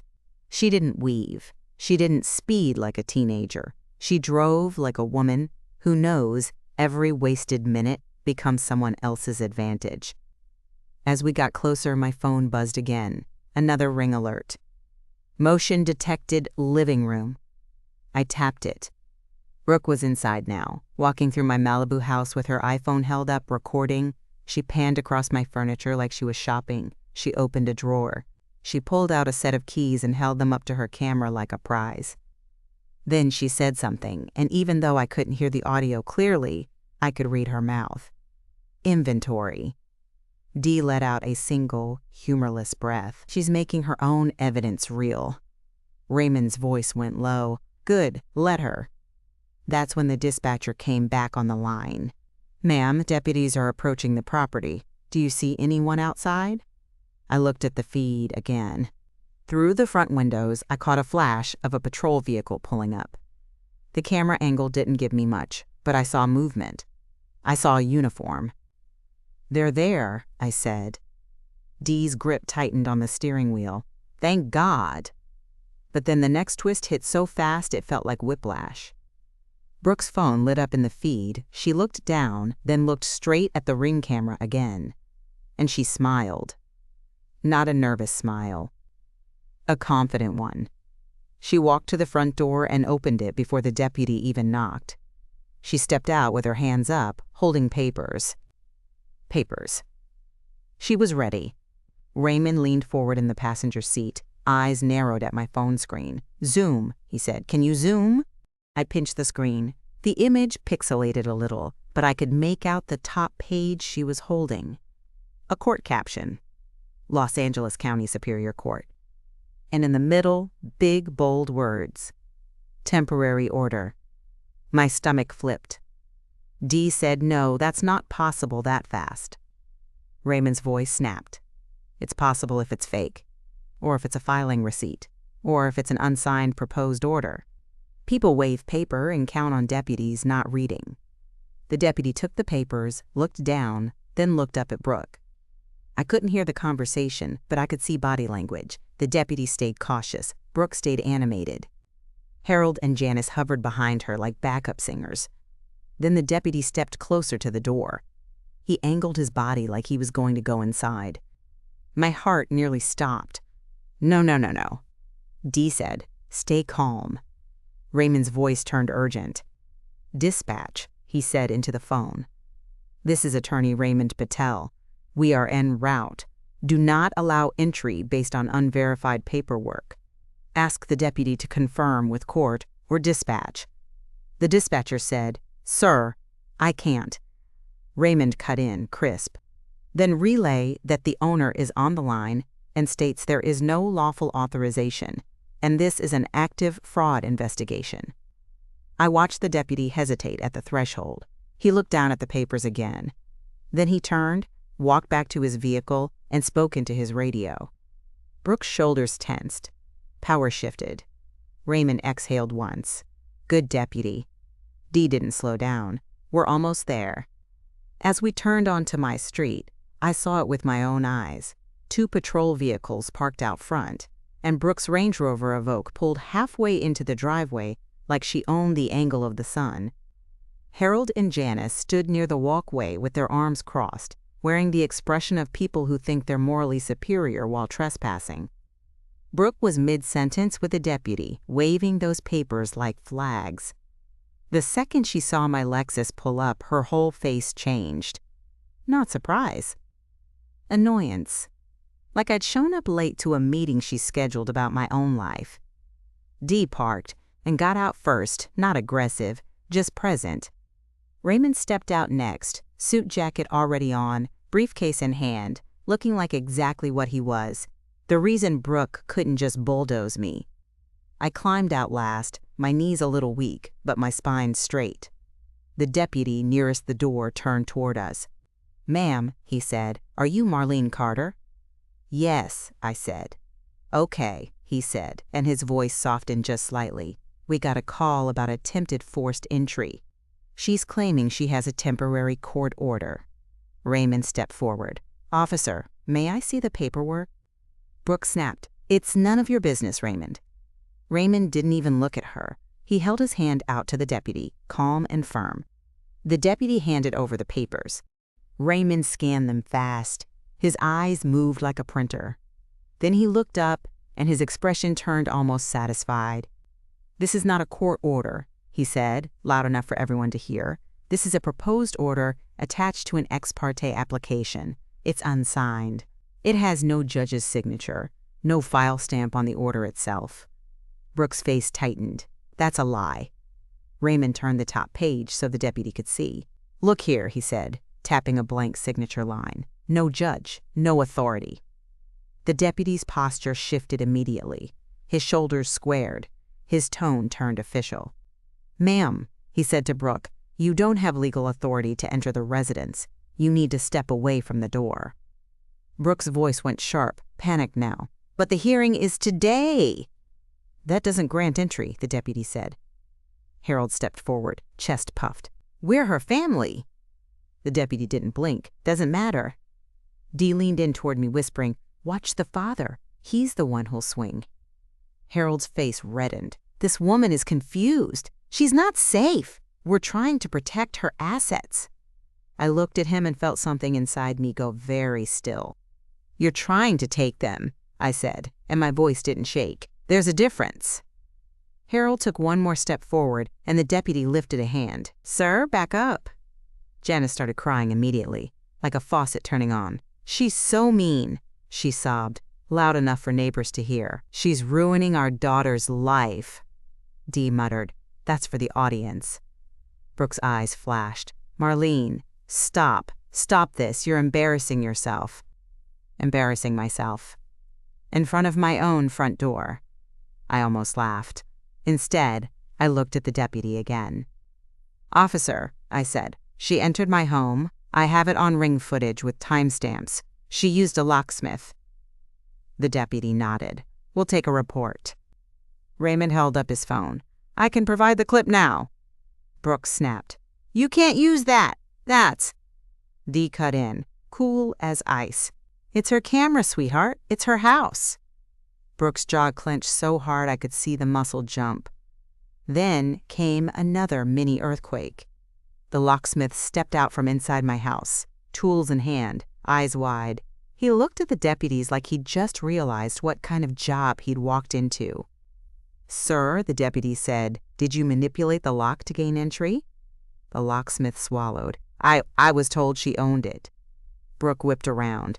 "Don't talk to them." The locksmith flinched. The deputy held up a hand toward Brooke. "Ma'am, do not interfere."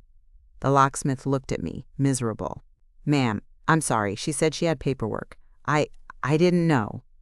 I believed him. Sort of. He should have asked better questions, but he wasn't the mastermind.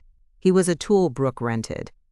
Raymond asked, "Do you have a receipt or invoice for the service call?" The locksmith hesitated. "Yeah, on my phone." "I can." "Show the deputy," Raymond said. "Receipt." The locksmith pulled up his invoice. The deputy looked. I watched Brooke's face as the deputy's eyes traveled down the screen. Her confidence cracked. Because invoices have names, dates, addresses, payment methods. And Brooke had been the one paying. The deputy turned to Brooke. "Did you hire him?" Brooke's voice went too sweet, too fast. "He was hired by my father. We're just trying to secure the property because Marlene has been unstable." Raymond's tone stayed sharp. "Unstable people don't call 911 calmly and preserve footage." Dee added, "Unstable people don't show up with an unsigned paper pretending it's law." Brooke's cheeks flushed. "You're all attacking me." Nobody raised a voice at her. That's what made it so good. She couldn't claim hysteria. She couldn't claim threat. She could only claim victimhood, and it didn't fit the scene. The deputy took the locksmith's info and motioned him aside. "Okay, step over there." Then he turned to Brooke. "Ma'am, you need to leave the property."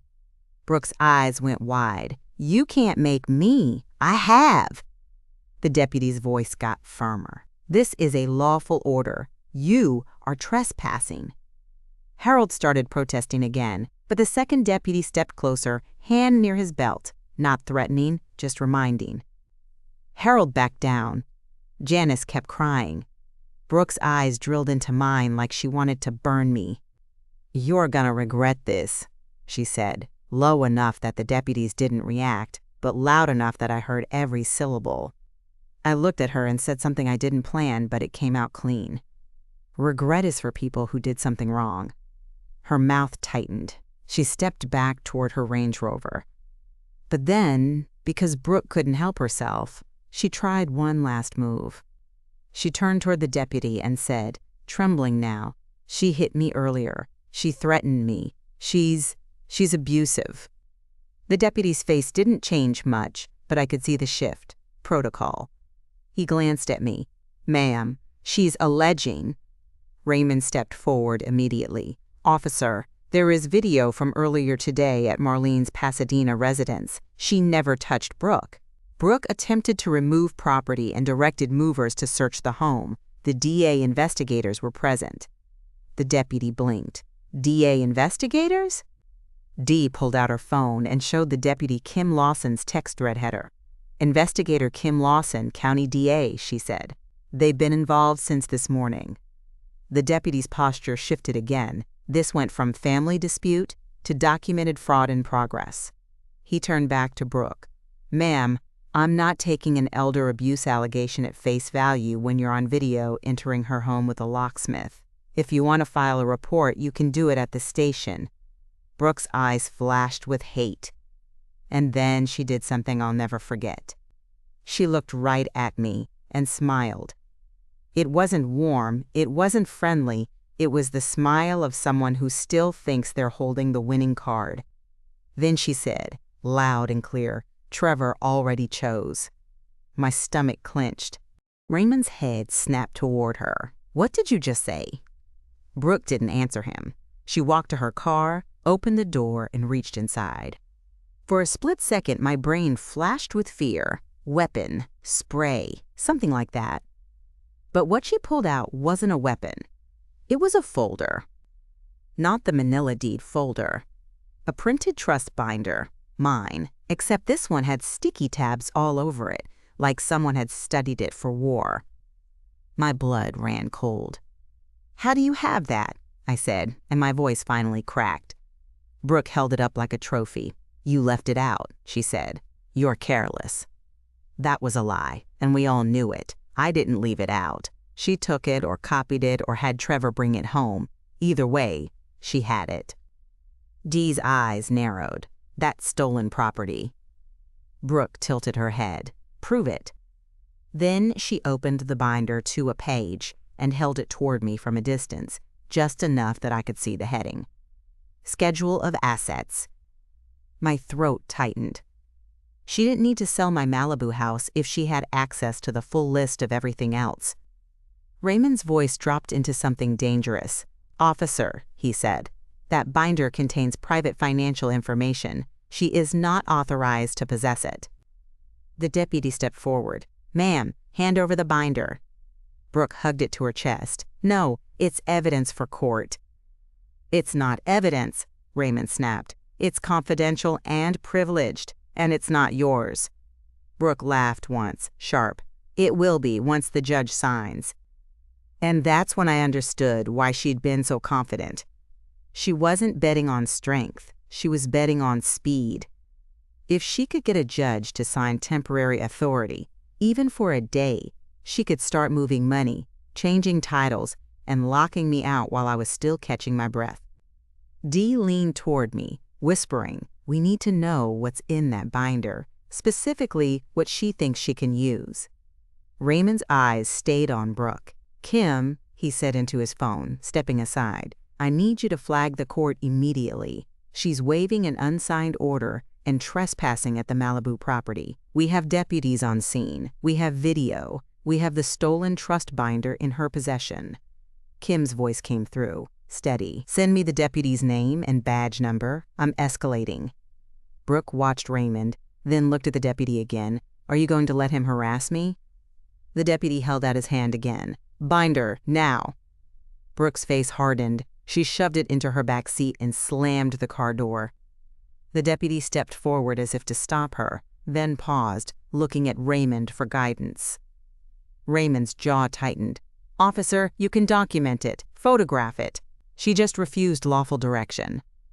The deputy nodded and did exactly that, took photos of the binder visible through the window, the tabs, the cover, the placement. Receipt. Brooke's smile flickered. She hadn't expected that. She'd expected people to argue. She'd expected chaos. She hadn't expected professionals quietly building a case around her. Harold tried to pull the family card again, but nobody listened. Janice sobbed. Brooke kept her chin up and climbed into her Range Rover like a queen being asked to leave a party. Before she shut the door, she looked at me one more time. "You think you're winning?" she said. "You're not. I already filed." Then she drove off. Harold and Janice followed in their beige sedan, still acting offended, still acting wronged, like they hadn't just participated in a break-in. The deputies stayed to take my statement. Raymond handled most of it: timeline, footage, attempted entry, false paperwork.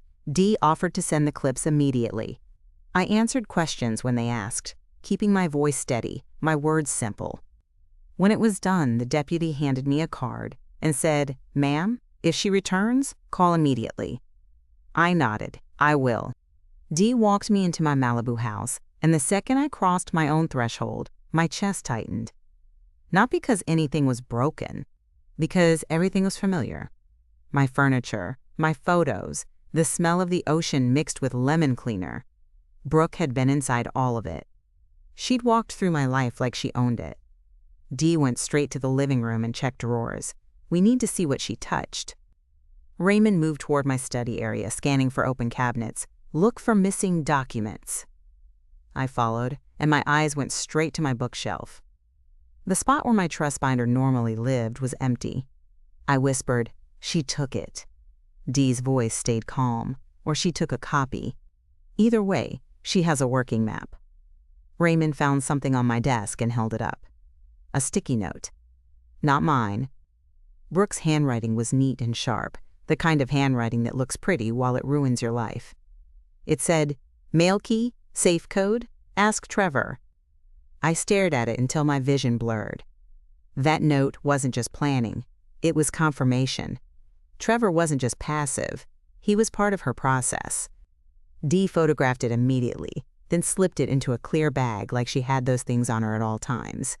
"That," she said quietly, "is a gift."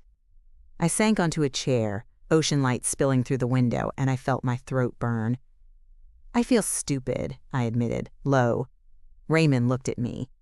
"No," he said, "you feel betrayed. Don't confuse the two." Dee nodded once. "Stupid is trusting a stranger online. You trusted your son, that's different." My phone buzzed. A new email notification. From the court's e-filing system. My stomach flipped before I even opened it. Raymond held out his hand. "Let me." He opened it, scanned it, and his face went tight. "What?" I asked. Raymond looked up, and there was no softness now, just urgency. "She did file," he said. "Ex parte is set for review." Dee's jaw tightened. "Today?" Raymond nodded. "Today." My pulse surged. "So what do we do?" Raymond's eyes locked on mine. "We go from defense to offense. Right now." Dee lifted her phone. "And we use the footage." Raymond nodded. "And we use the bank notes." Dee added, "And we use the locksmith invoice." I stared at them. "Is that enough?" Raymond's voice was calm, almost clinical. "Enough to stop her? Maybe. Enough to expose her? Absolutely." Then my phone buzzed again. A text. From Trevor. "I'm sorry, I didn't know she'd go to Malibu. Please answer." I stared at the screen, the words swimming. Dee glanced over. "Don't." Raymond didn't even look at it. Not now. I swallowed hard. He should know what she did. Dee's voice stayed flat. "He already knows plenty. He just doesn't like the consequences." Raymond stood up and opened his briefcase, pulling out stamped deed copies and the trust binder copies like he was laying cards on a table. "We're going to the courthouse," he said. We're going to walk in with clean documentation and video. If a judge is going to see anything today, they're going to see the truth first." My stomach clenched. What if the judge already? Raymond cut me off gently. "Then we correct it. Fast, loud, documented." Dee leaned close to me, voice low. "And if Brooke thinks she's fast, wait until she sees what a calm old accountant with receipts looks like." I stood up, legs steady now, and looked around my Malibu house one more time. Brooke had taken my binder. She'd tried my lock. She'd waved fake authority in front of deputies. And she'd done it all while smiling. Fine. Let her smile in court.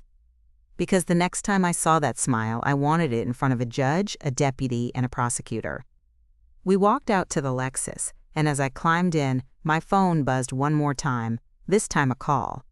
Kim Lawson. Raymond answered it on speaker. Kim's voice came through sharp. "Bad news. Brooke's attorney is pushing hard. They're painting you as unstable and financially exploited." My throat tightened. "Exploited by who?" Kim didn't pause. "By your own attorney. By your investigator. By you." Dee let out a short, humorless laugh. "Cute." Kim continued. "Here's the other part. There's a new declaration attached." Raymond's grip tightened on his phone. "From who?" Kim's voice went a shade colder. "From Trevor. It claims you threatened Brooke and that you agreed to let them manage the Malibu property." My skin went ice cold. Raymond's eyes flicked to me, then away, like he was already calculating the damage. Dee stared straight ahead, jaw clenched. "My son." Again. Kim's voice stayed professional. "If you're coming to court, come now, bring everything. We're going to hit this head on." Raymond said, "We're on our way." He ended the call, and for a second the car was silent except for the ocean wind outside. I stared at my phone, at Trevor's unread apology, at the court email, at the Ring app still open with Brooke's smug face burned into my screen. Then I whispered, more to myself than anyone, "He put it in writing." Dee turned the key in the ignition. "Yep," she said, "and writing cuts both ways." Raymond looked at me. "Marlene," he said, voice steady, "the next hour decides everything." I nodded once, and the Lexus pulled onto the road. And as we drove toward Los Angeles County Superior Court, I realized the cliff I was standing on wasn't just legal. It was personal. Because if Trevor really filed that declaration, then the fight wasn't just against Brooke anymore. It was against the version of my son she'd created, one signature at a time. And I was about to find out whether he'd chosen her for good. The courthouse air hit me like a freezer, that mix of stale coffee, old paper, and people's bad decisions. Dee walked on my left, phone in hand like it was a shield. Raymond walked on my right with his leather briefcase tucked tight, moving fast but not frantic. I kept up, even in flats, even with my heart thumping like I'd run a mile. We didn't have time to feel anything. We had time to win. At the security line, a guy in front of us kept fumbling with his belt like he'd never worn pants before. I wanted to grab his waistband and do it myself. Raymond leaned toward the deputy and said, "Emergency ex parte matter, counsel of record. We need to get upstairs." The deputy glanced at Raymond's bar card, then at me, then waved us through like he could smell the urgency. I didn't even thank him. I just moved. Because speed was their whole game. And I refused to lose on a technicality. Upstairs, Kim Lawson met us in the hallway, her posture all business. She didn't hug, she didn't comfort, she didn't do any of that. She just took one look at my face and nodded like, "Okay, you're still standing." "Courtroom's this way," she said. "Brooke's attorney is already here." "Is Brooke here?" I asked. Kim's mouth tightened. "Not yet, but Harold and Janice are." "Of course." Kim kept walking and spoke over her shoulder. "One more thing. We pulled the filing attachments. The doctor letter is from a clinic that says they never saw you. They're preparing a declaration." My blood went cold. "So it's fake." Kim nodded once. "It's fake." Dee muttered, "Shocker." Raymond's voice stayed calm. Do you have it in writing from the clinic? Kim held up her phone. Email confirmation with contact info. Receipt. Raymond's eyes flashed. Forward it to me. Kim did it while we walked. We rounded the corner, and there they were, Harold and Janice Callahan, sitting on a bench like they belonged in a family portrait. Harold had his arms crossed, jaw set. Janice had her tissues out already, like she'd come prepared to cry on cue. Harold spotted me and stood up fast. "Marlene," he snapped, like we were old friends and I'd borrowed his lawnmower. "This is insanity." I didn't stop walking. I didn't look at him. I kept my eyes forward like he was a potted plant. Dee, however, looked him right in the face and said, quiet as a razor, "Save it for the judge." Janice's eyes followed me, wet and accusing. "We're just trying to protect Brooke," she whispered. I finally turned my head slightly. "Then teach her to stop breaking into people's houses." Her mouth opened like she wanted to argue, but nothing came out. Because there isn't a sweet way to explain a locksmith. We slid into the courtroom, and it was smaller than you'd think, like a conference room with a bench. The judge wasn't in yet. The clerk was organizing files. Everything felt ordinary, which made it worse, because this wasn't ordinary to me. This was my life on the line. We sat. Raymond arranged papers in neat stacks on the table. Stamped deed copies, the printed trust binder copies, the Chase branch packet, the locksmith invoice photo, screenshots of Harold and Janice's threats, the forwarded email chain about going ex parte, and the ring clip loaded and ready. Dee whispered, "Don't let the room make you small." I didn't answer, but I nodded once. Power is posture. A door opened behind us. Footsteps. And then I heard a voice I knew too well. "Mama." I turned. Trevor stood there in a dress shirt that looked like he'd slept in it, eyes red, face tight with stress. And beside him, Brooke. She had changed outfits like this was a new scene. Hair sleek, makeup fresh, cream blazer over a black top, sunglasses tucked on her head like she was headed to lunch after court. Her smile appeared the second she saw me. Not warm, strategic. She sat down at the other table with Trevor like they were a united front, like the last 12 hours hadn't happened. Brooke leaned toward him and whispered something. Trevor's shoulders slumped. He didn't look at me. That hurt more than I want to admit. Raymond leaned toward me. "Whatever she says, don't react. Let her hang herself." I whispered back, "She's good at this." Raymond's voice was steady. "Video is better." Brooke's attorney arrived next, a man with a crisp suit and a nice tie and eyes that didn't meet mine. He spoke to Brooke in a low voice, then glanced toward Raymond like this was just another Tuesday fight over an estate. Kim sat in the back, notebook in hand, watching like a hawk. The clerk called the case. Then the judge entered, and everyone stood. When we sat again, my palms were damp, but my spine stayed straight. The judge looked down at the file, then up at me. "Miss Carter, you're here with counsel?" Raymond stood. "Yes, Your Honor. Raymond Patel on behalf of Miss Carter. We oppose the ex parte request." The judge glanced at Brooke's attorney. "Counsel?" He stood. "Yes, Your Honor. We're seeking temporary conservatorship due to significant concerns regarding Miss Carter's cognitive stability and vulnerability to exploitation." Exploitation. That word made my throat tighten, like I was a child who couldn't be trusted with my own life. Brooke's attorney continued, "There have been threats made toward my client, Brooke Callahan, and we have a declaration from Ms. Carter's son, Trevor Carter, confirming." Raymond's voice cut in, calm and sharp. "Your Honor, before counsel proceeds, we have immediate evidence that the petition is part of a fraudulent scheme, including an attempted takeover of Ms. Carter's primary residence in Pasadena and an unlawful entry into her Malibu property today with a locksmith, both documented on video." The judge's eyes lifted, interest sharpening. "Video?" Raymond nodded. "Yes, Your Honor." Brooke's attorney stiffened. "Your Honor, this is becoming." The judge held up a hand. "I want to hear it." Brooke's smile faltered for the first time. Raymond turned on my MacBook Air and mirrored it to the LG monitor the court used for evidence viewing. The clip loaded, and the ring footage played. Brooke at my Malibu door, Harold and Janice behind her, the locksmith working the lock. Brooke's face on screen, smiling at my doorbell camera like she was proud. The lock turning. The door opening. The judge leaned forward slightly. The courtroom got very quiet. When the clip ended, Raymond didn't pause. He pulled up the next item, the locksmith invoice photo, with time, date, address, and the name of the person who paid. The judge looked at it. "Miss Callahan, did you hire a locksmith to enter that property?"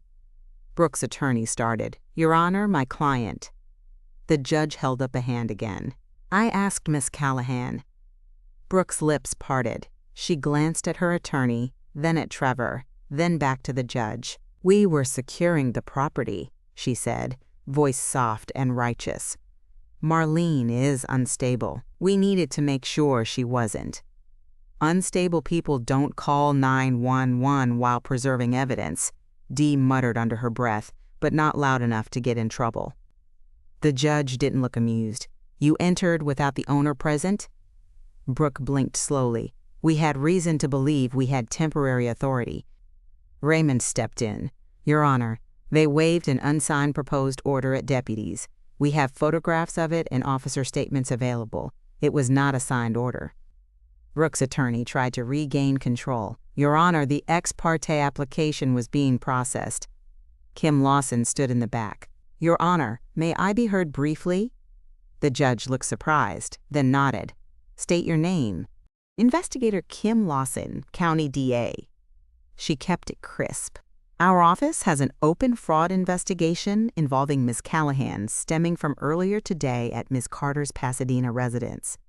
DA investigators were present when Ms. Callahan attempted to remove property and asserted ownership with questionable documentation." Brooke's head snapped toward Kim, eyes flashing. The judge's gaze turned colder. "DA is involved?" Kim nodded. "Yes, Your Honor."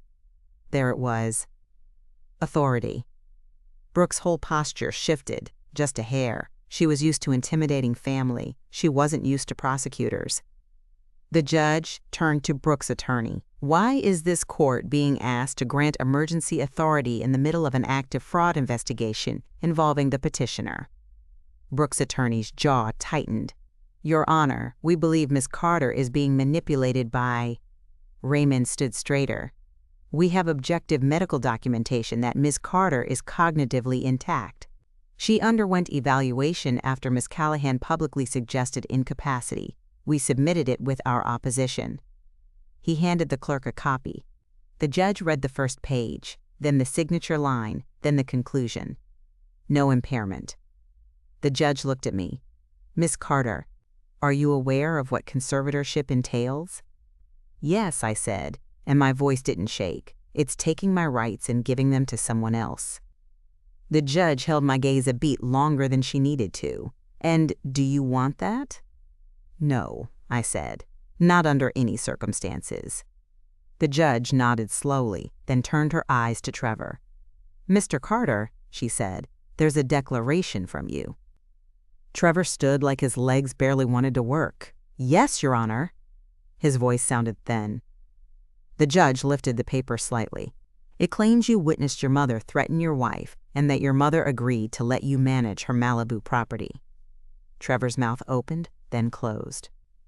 Brooke turned her face toward him, that same little smile, a reminder. Trevor's hands clenched at his sides. And then the power shifted in a way I didn't expect. Trevor swallowed hard and said, "Your Honor, I need to correct something." Brooke's head snapped toward him so fast it was almost violent. Trevor kept going, voice shaking now. "I signed paperwork I didn't fully understand. Brooke told me it was protective. She told me it was temporary and normal and—" Brooke hissed, "Trevor!" He flinched, but he didn't stop. "I didn't witness my mom threaten her," Trevor said. "I wasn't there, and I never had my mom's permission to manage Malibu." Brooke kept pushing it. The courtroom went still. My chest tightened in the most confusing way, relief tangled with anger, because why did it take a judge's bench for my son to find his spine? Brooke's attorney jumped in. "Your Honor, my client." The judge held up a hand again, sharper this time. "Mr. Carter, did you write this declaration?" Trevor's eyes dropped. "Brooke's attorney's office sent it. Brooke told me to sign it." The judge's voice turned icy. "Did you read it?" Trevor's shoulders sagged. "Not like I should have." A cold line formed in my head, clear as glass. Blind signatures wreck lives. Brooke's face went pale, then flushed, then pale again. She whispered something furious to her attorney, but he was already scrambling. Raymond didn't miss the opening. He slid one more receipt into the court's view. "Your Honor," he said, "we also have a forwarded email chain in which Ms. Callahan confirms she handled the doctor letter and references Mr. Carter's signature as part of the ex parte plan. It was sent to an unauthorized email address connected to a fraudulent contact update attempt at Chase." Brooke's attorney snapped. "Objection. Foundation." The judge cut him off. "I'll allow it for the limited purpose of assessing credibility." Raymond displayed the email on the screen. Brooke's words were right there, already handled. Doctor letter attached. Trevor signed. Brooke's mouth fell open. She looked at Trevor like she wanted to claw him. Trevor stared at the screen, stunned. "Brooke, what is that?" Brooke's voice turned syrupy and panicked. Trevor, that's not what it looks like." Trevor's eyes hardened, a flicker of something real. "It looks like you set my mom up." Brooke snapped. "I was trying to save us." Trevor's voice rose. "By stealing from her?" Brooke froze. The judge leaned forward. "Stealing?" Kim Lawson's pen moved fast. "Your Honor," she said, "our investigation includes unauthorized account activity and attempted access changes, as well as forged documents." The judge's gaze went flat. "All right." She looked down at her notes, then at me, then at Brooke. "Miss Callahan," she said, "based on the evidence presented, this court will not grant ex parte temporary conservatorship. Petition denied without prejudice pending full hearing, and given the circumstances, I strongly advise counsel to reassess whether this filing is appropriate at all." Brooke's attorney swallowed. "Your Honor," the judge continued, "furthermore, I am issuing a temporary restraining order preventing Ms. Callahan and her parents, Harold and Janice Callahan, from entering Ms. Carter's Pasadena residence or Malibu property pending further proceedings." Janice made a dramatic sob noise. Harold looked like he wanted to shout, but he didn't. The judge turned to Kim. "Investigator Lawson, I'm making a note that the court expects follow-up regarding potential fraud and misuse of conservatorship filings." Kim nodded. "Yes, Your Honor." Brooke's face went tight with rage. Her smile was gone now, replaced by something raw and ugly. And I felt it, this cold satisfaction sliding into place. Not joy, not gloating, just the quiet relief of watching a lie hit a wall. When the judge stood, it was over. Everyone filed out.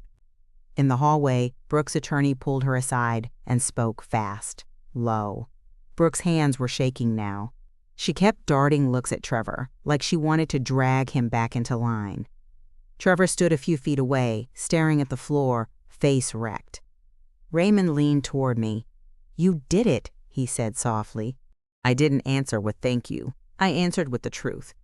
"She did it," I said. "She pushed us here." Dee stood with her arms crossed, watching Brooke.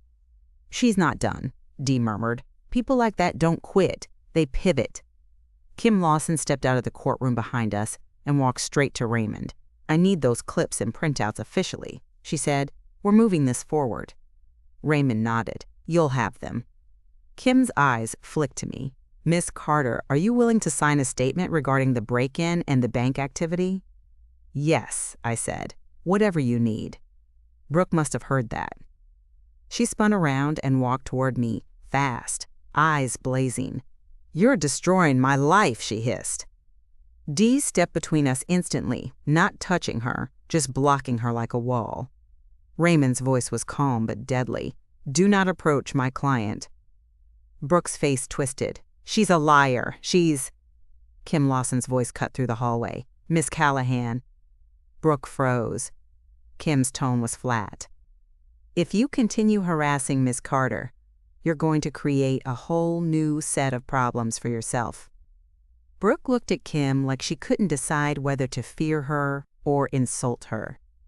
Then she did what she always did. She turned it into a performance. She started crying, not softly, loud, shaking sobs that drew eyes from the hallway. "I was trying to help," she wailed. "She's confused. She hates me." Dee leaned toward me and whispered, "Crocodile tears don't wash off video." A cold line landed in my head. Cameras don't care who cries. Trevor stepped forward then, like he finally realized he'd created a monster, and now he had to live in the room with it. "Brooke," he said, voice hoarse, "stop. Just stop." Brooke's crying shut off so fast it was almost funny. "Trevor." "No," he said, louder now. "You lied. You had my mom's trust binder. You had a locksmith at her door. You told me to sign things. You told me she was unstable. You used me." Brooke's mouth opened. "I did it for us." Trevor shook his head slowly. "You did it for you." That was the first time I'd ever heard him say that to her. Harold stormed up. "Trevor, don't talk to your wife that way." Trevor turned on him. "Then don't raise a daughter who breaks into houses." Harold's face went red like a stop sign. Janice started crying again, louder. Brooke's eyes flashed toward me, pure hate. "You always wanted to take him from me." I looked at her and said, calm as ice, "You lost him all by yourself." She flinched. Good. A deputy approached at Kim's signal and positioned himself nearby. Nobody got arrested in the hallway right then, but the message was clear. The room had shifted. Brooke wasn't the one in control anymore. Kim pulled Raymond aside. Dee pulled me aside. And Trevor stood alone in the middle of it, staring at his hands like they were stained. We left the courthouse with the restraining order paperwork in hand. It felt strangely light for something that had just saved my life. Raymond walked me to the Lexus and said, "Next steps, we lock down your estate plan, formally notified Chase of the court developments, and coordinate with Kim on the criminal side." Dee added, "And we change every lock, Malibu and Pasadena." I nodded. "Today." Trevor lingered near his Tacoma in the lot, like he didn't know if he was allowed to come closer. He finally walked over, stopping a few feet away. "Mama," he said, voice breaking, "I'm sorry." I stared at him. I wanted to hug him. I wanted to slap him. I wanted to rewind time and shake younger Trevor by the shoulders and tell him to stop thinking love means swallowing red flags. Instead, I said the one sentence that mattered. "Sorry doesn't fix paper." He winced. I kept going, because the truth needed to be said plain. "You signed away my rights on paper. You gave her access to my Malibu house. You let her talk about me like I was a child." Tears gathered in his eyes. I didn't understand what she was doing. I shook my head slowly. "You understood enough to hide it." He tried to speak. I raised my hand.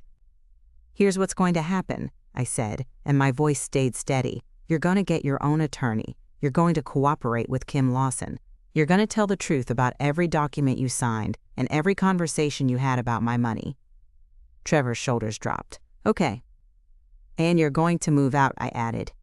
His head snapped up. "What?" "You heard me," I said. "You can't live with someone who tried to steal from your mother and pretend you're a good man." His eyes filled. "Mama, please." I cut him off gently but firmly. "If you want a relationship with me, it will be after therapy, after accountability, and after time. Not today." He stared at the ground. "I don't have anywhere." Dee's voice slid in, calm and sharp. "He's 43. He'll figure it out." Trevor looked up at me again. Do you hate me?" That question sliced through me, because I didn't hate him. But love doesn't mean access. I swallowed.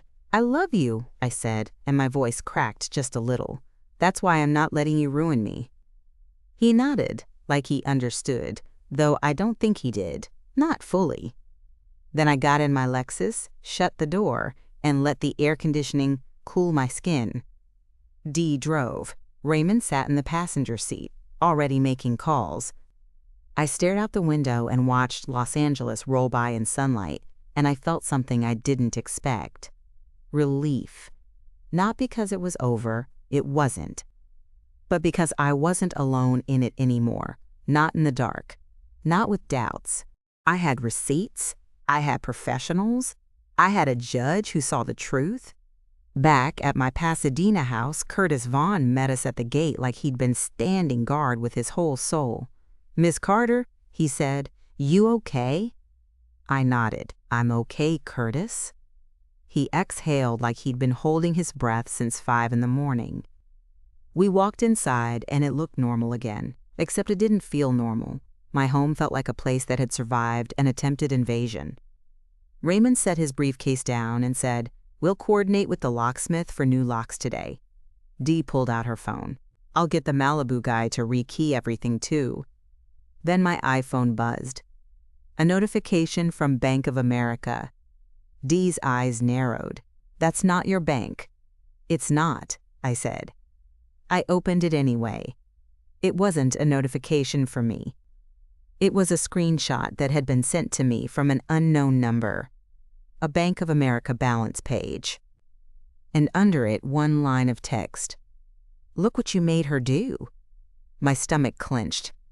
Dee leaned in. "That's Brooke." Raymond's voice went hard. "Save it, screenshot it, preserve metadata." Receipt. The balance on the screenshot wasn't pretty. Overdraft warnings. Past due notices. It was the proof of motive they'd been dancing around all day. Brooke wasn't saving a marriage. She was trying to plug a financial sinkhole with my life. Kim Lawson texted right after that. "DA will be requesting device preservation for Brooke's phone. Also, locksmith is cooperating. Keep all footage backups." Dee nodded, thumbs flying. "Already done." Raymond looked at me. "Marlene, there's one more decision you should make while your mind is clear, and the court has just affirmed it." I knew what he meant before he said it. "The trust," I whispered. Raymond nodded. "You can revise beneficiaries. You can create safeguards. You can make sure no one can ever do this again." My throat tightened, but my voice stayed steady. "Do it." Dee watched me carefully. "You sure?" I thought about Trevor's signature. Brooke's smile, Harold's threats, Janice's performance, my Malibu lock turning. I thought about how close I'd come to losing everything, because I wanted to believe my son would protect me. Then I thought about who I wanted to protect. Myself. My future. My dignity. "I'm sure," I said. Raymond sat at my kitchen table with his laptop, and my stamped copies laid out like a surgeon's tools. He explained options: trust protector, stricter successor trustee provisions, no contact clauses tied to distributions, and requirements that any future concern about my capacity must be supported by my chosen physician, not somebody's friend. I signed, not in fear. In control. That evening, Dee pulled up my Ring and Arlo footage on the LG TV in my living room. We watched it with Kim on a secure link, pausing at key moments. Brooke ordering movers to search for a safe. Brooke waving an unsigned order like it was law. Brooke smiling at my Malibu camera while the lock turned. Kim didn't react much while she watched, but when the clip ended, she said, "That smile is going to look great in front of a jury." I didn't smile back. I just felt that quiet satisfaction again, deeper now, because Brooke wanted to control the story, and she'd filmed her own downfall. Late that night, my phone buzzed again. A call from Trevor. I stared at it for a second, then answered. His voice was raw. "Mama." Brooke left. I didn't respond immediately. Trevor rushed on. "She went to her parents' place. She's saying you ruined everything." I let him talk until he ran out of steam. Then I said, "No." He went quiet. "No? You ruined it when you signed," I said. "She ruined it when she stole."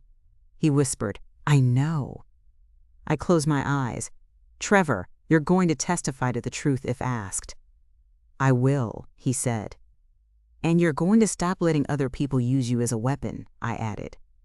He swallowed audibly. "I will." I hung up before my heart could soften into excuses again. Because I'd learned the hard way, love without limits is an invitation. Weeks later, because yes, this part took weeks, the consequences finally landed in the real world, not just on paper. Kim Lawson called me one afternoon while I was watering my plants in Pasadena.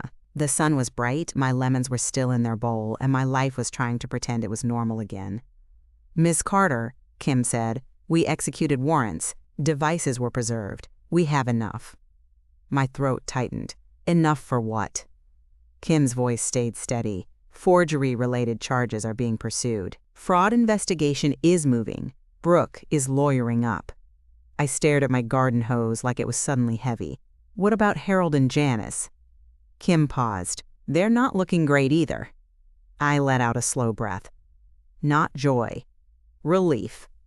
Because what Brooke did wasn't just mean, it was criminal. And criminals hate daylight. Later that night, Dee came over with takeout and that same calm energy she always had, like she'd been built to stand in other people's storms. She sat at my kitchen table, unwrapping utensils, and said, "You did good." I shook my head. "I did necessary." Dee's mouth twitched. That's the same thing in grown-up language. I laughed, small and tired, and it felt like the first real laugh in weeks. Then I looked around my kitchen, my home, my space, my life, and I felt something settle. Brooke didn't get my house. She didn't get my Malibu property. She didn't get my rights. And she sure didn't get to write the ending. Trevor is still my son. That doesn't change. But the version of motherhood I used to live by, the one where you keep forgiving because you're afraid of being alone, that version of me is gone. Gone. Done. If you love karma stories where the receipts speak louder than the tears, stick around, because the truth always catches up.